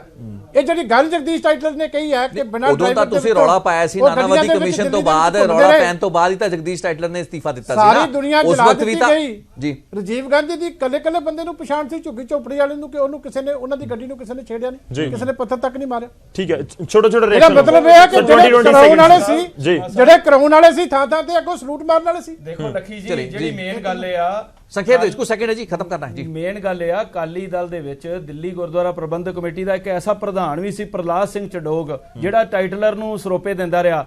ਅੱਜ ਤਾਂ ਹੀ ਦਮਗਜੇ ਮਾਰਦਾ ਹੈ ਟਾਈਟਲਰ, ਜਿਹੜਾ ਆਪਣੇ ਆਪ ਨੂੰ ਕਿੱਡਾ ਫੁਕਰਾ ਬੰਦਾ ਹੈ ਕਿ ਜਿਹੜਾ ਕਹਿੰਦਾ ਮੈਂ ਟਾਈਟਲਰ ਸਾਹਿਬ, ਕੋਈ ਵਕਤ ਬੰਦਾ ਤਾਂ ਉਹਨੂੰ ਕਵੇ। ਮੈਂ ਮੇਨ ਗੱਲ ਇਹ ਕਹਿਣਾ ਚਾਹਣਾ ਕਿ ਚਲੋ ਆਪਾਂ ਮੁੱਦੇ ਦੀ ਗੱਲ ਤੇ ਆਈ ਨਾ, ਕੋਈ ਕਿਸ ਨੂੰ ਕੀ ਕਹਿੰਦਾ, ਮੁੱਦਾ ਇਹ ਹੈ ਵੀ ਡਿਬੇਟ ਦੇ ਉੱਤੇ ਕਿਉਂ ਮੁਨਕਰ ਹੋ ਰਹੀ ਹੈ। ਸਾਡੀ ਵੱਡੀਆਂ ਪੋਲੀਟੀਕਲ ਜਮਾਤਾਂ ਜਿਨ੍ਹਾਂ ਨੇ 33 ਸਾਲ ਇਸ ਮੁੱਦੇ ਦੇ ਉੱਤੇ, ਤੁਸੀਂ ਲੱਖੀ ਜੀ, ਤੁਸੀਂ ਉਹਨਾਂ ਨਾਲ ਇੰਟਰਵਿਊ ਕਰਕੇ ਉਹਦੀ ਬਾਡੀ ਲੈਂਗੁਏਜ ਕੀ ਕਹਿੰਦੀ ਹੈ, ਉਹ ਕਿਵੇਂ ਮਜ਼ਾਕ ਕਰ ਰਿਹਾ ਹੱਸ ਕੇ। ਇੱਕ 4000 ਸਿੱਖ ਇਹਨਾਂ ਦੇ ਮੁਤਾਬਕ, ਅਸੀਂ ਕਹਿੰਦੇ ਆ ਉੱਥੇ ਉਹ ਕਹਿੰਦਾ ਜੀ ਕਿ ਮੈਂ ਡਿਬੇਟ ਕਰਨ ਨੂੰ ਤਿਆਰ ਹੈ, ਉਹ ਕਹਿੰਦਾ ਵੀ ਮੈਂ ਡਿਬੇਟ ਕਰਨ ਨੂੰ ਤਿਆਰ ਹੈ। ਸਾਡੇ ਨਾਲ ਕਰੇ, ਸਾਡੀ ਸਿਆਸੀ ਜਮਾਤਾਂ ਕਹਿੰਦੇ ਅਸੀਂ ਡਿਬੇਟ ਨਹੀਂ ਕਰਨੀ, ਇਹਦਾ ਮਤਲਬ ਆਪਾਂ ਕੀ ਲਾਈਏ। ਅਕਾਲੀ ਦਲ ਨਾਲ ਵਾਰ-ਵਾਰ ਪੋਲੀਟੀਕਲ ਗੱਲਾਂ ਥੋੜਾ ਨੇ, ਇਹ ਮਸਲਾ ਜਿਹੜਾ ਹੈ ਅਕਾਲੀ ਦਲ ਦੇ ਰੌਲੇ ਤੋਂ ਬਾਅਦ, ਨਾਨਾਵਤੀ ਕਮਿਸ਼ਨ ਦੀ ਰਿਪੋਰਟ ਤੋਂ ਬਾਅਦ ਇਸਤੀਫਾ ਦੇਣਾ ਪਿਆ ਸੀਗਾ।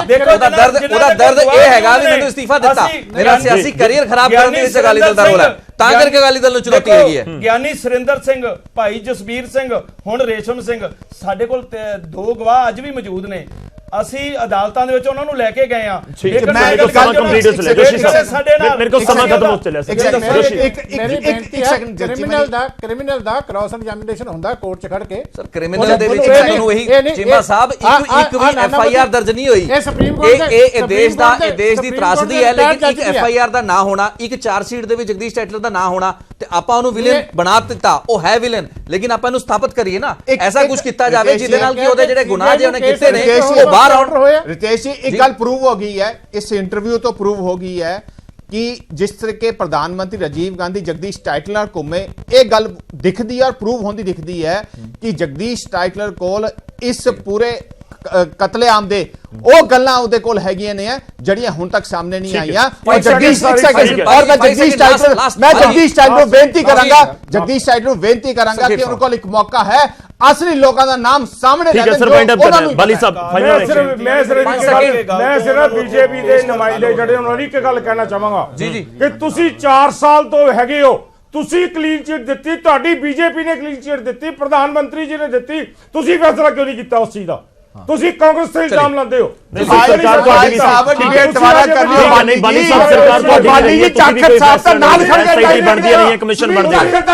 ਚਲੋ ਠੀਕ ਹੈ ਸਰ, ਬਹੁਤ ਬਹੁਤ ਧੰਨਵਾਦ ਸਾਰੇ ਮਹਿਮਾਨਾਂ ਦਾ ਸਾਡੇ ਨਾਲ ਜੁੜਨ ਦੇ ਲਈ। ਗੈਰਤ ਸਿੱਖ ਆਪਣੇ ਆਪ ਨੂੰ ਅਖਵਾਵੇਗਾ, ਸਿਰਾਂ ਤੇ ਦਸਤਾਰਾਂ ਜਿਨ੍ਹਾਂ ਦੇ ਬੰਨੀਆਂ ਹੋਈਆਂ, ਚਾਹੇ ਉਹ ਕਾਂਗਰਸੀ ਹੈ, ਚਾਹੇ ਬੀਜੇਪੀ ਹੈ, ਚਾਹੇ ਕਾਂਗਰਸ ਕੋਈ ਵੀ ਹੋਵੇ। ਅੱਜ ਤੁਹਾਨੂੰ ਬਾਲੀ ਸਾਹਿਬ ਇੱਕ ਗੱਲ ਸਮਝਣੀ ਚਾਹੀਦੀ ਹੈ, ਤੁਸੀਂ ਜਿੰਨਾ ਮਰਜ਼ੀ ਉਹਨਾਂ ਨੂੰ ਬਚਾ ਲਵੋ, ਨਾ ਲੋਕ ਦੇ ਵਿੱਚ ਤਾਂ ਨਾ ਪਰਲੋਕ 'ਚ ਕਿਹੋ ਜਿਹਾ। ਮੈਂ ਰਾਜੀਵ ਗਾਂਧੀ ਦੀ ਗੱਲ ਕੀਤੀ ਹੈ, ਮੈਂ ਸਿਰਫ ਰਾਜੀਵ ਗਾਂਧੀ ਦੀ ਗੱਲ ਕੀਤੀ ਹੈ। ਰਾਜੀਵ ਗਾਂਧੀ ਇੱਕ ਸੈਕਿੰਡ ਲਾਲਾ ਜੀ, ਦੇਖੋ ਮਾਨਯੋਗ ਅਮਰਿੰਦਰ ਸਿੰਘ ਜੀ ਨੇ ਦੇਖੋ ਮੈਂ ਤੁਹਾਨੂੰ ਅੱਜ ਵੀ ਨਾਲ ਖੜਿਆ ਦਿਖਾਇਆ। ਚਲਿਏ ਮਾਫ कीजिए, माफ करना साडी डिबेट। बाली साहब, जोशी साहब, पीर मोहम्मद जी, चीमा साहब, बहुत बहुत धन्यवाद तुहाडा सब दा। चलिए बाली साहब, बहुत बहुत धन्यवाद। इस डिबेट नूं अगे तोरांगे। जी बिल्कुल, माफी चाहुंदा सारे नूं विचाले रोक रहा। बहुत बहुत धन्यवाद सारिਆਂ ਦਾ ਸਾਡੇ ਨਾਲ ਜੁੜਨ ਦੇ ਲਈ, ਚਰਚਾ ਦੇ ਵਿੱਚ ਸ਼ਾਮਲ ਹੋਣ ਦੇ ਲਈ। डिबेट ਨੂੰ ਅੱਗੇ ਤੋਰਾਂਗੇ ਕਿਸੇ ਹੋਰ ਦਿਨ, ਫਰੈਸ਼ ਐਂਗਲ ਤੋਂ ਅੱਗੇ ਤੋਰਾਂਗੇ ਜੀ ਬਿਲਕੁਲ। ਤਾਂ ਮੁੱਦਾ 84 ਦਾ ਡਿਬੇਟ ਪਹਿਲਾਂ ਵੀ ਹੋ ਚੁੱਕੀਆਂ ਨੇ, ਪਰ ਟਾਈਟਲਰ ਦਾ ਖੁਲਾਸਾ ਕਿਸ ਨਤੀਜੇ ਉੱਤੇ ਪਹੁੰਚਦਾ ਉਸ ਤੇ ਨਜ਼ਰ ਜ਼ਰੂਰ ਰਹੇਗੀ।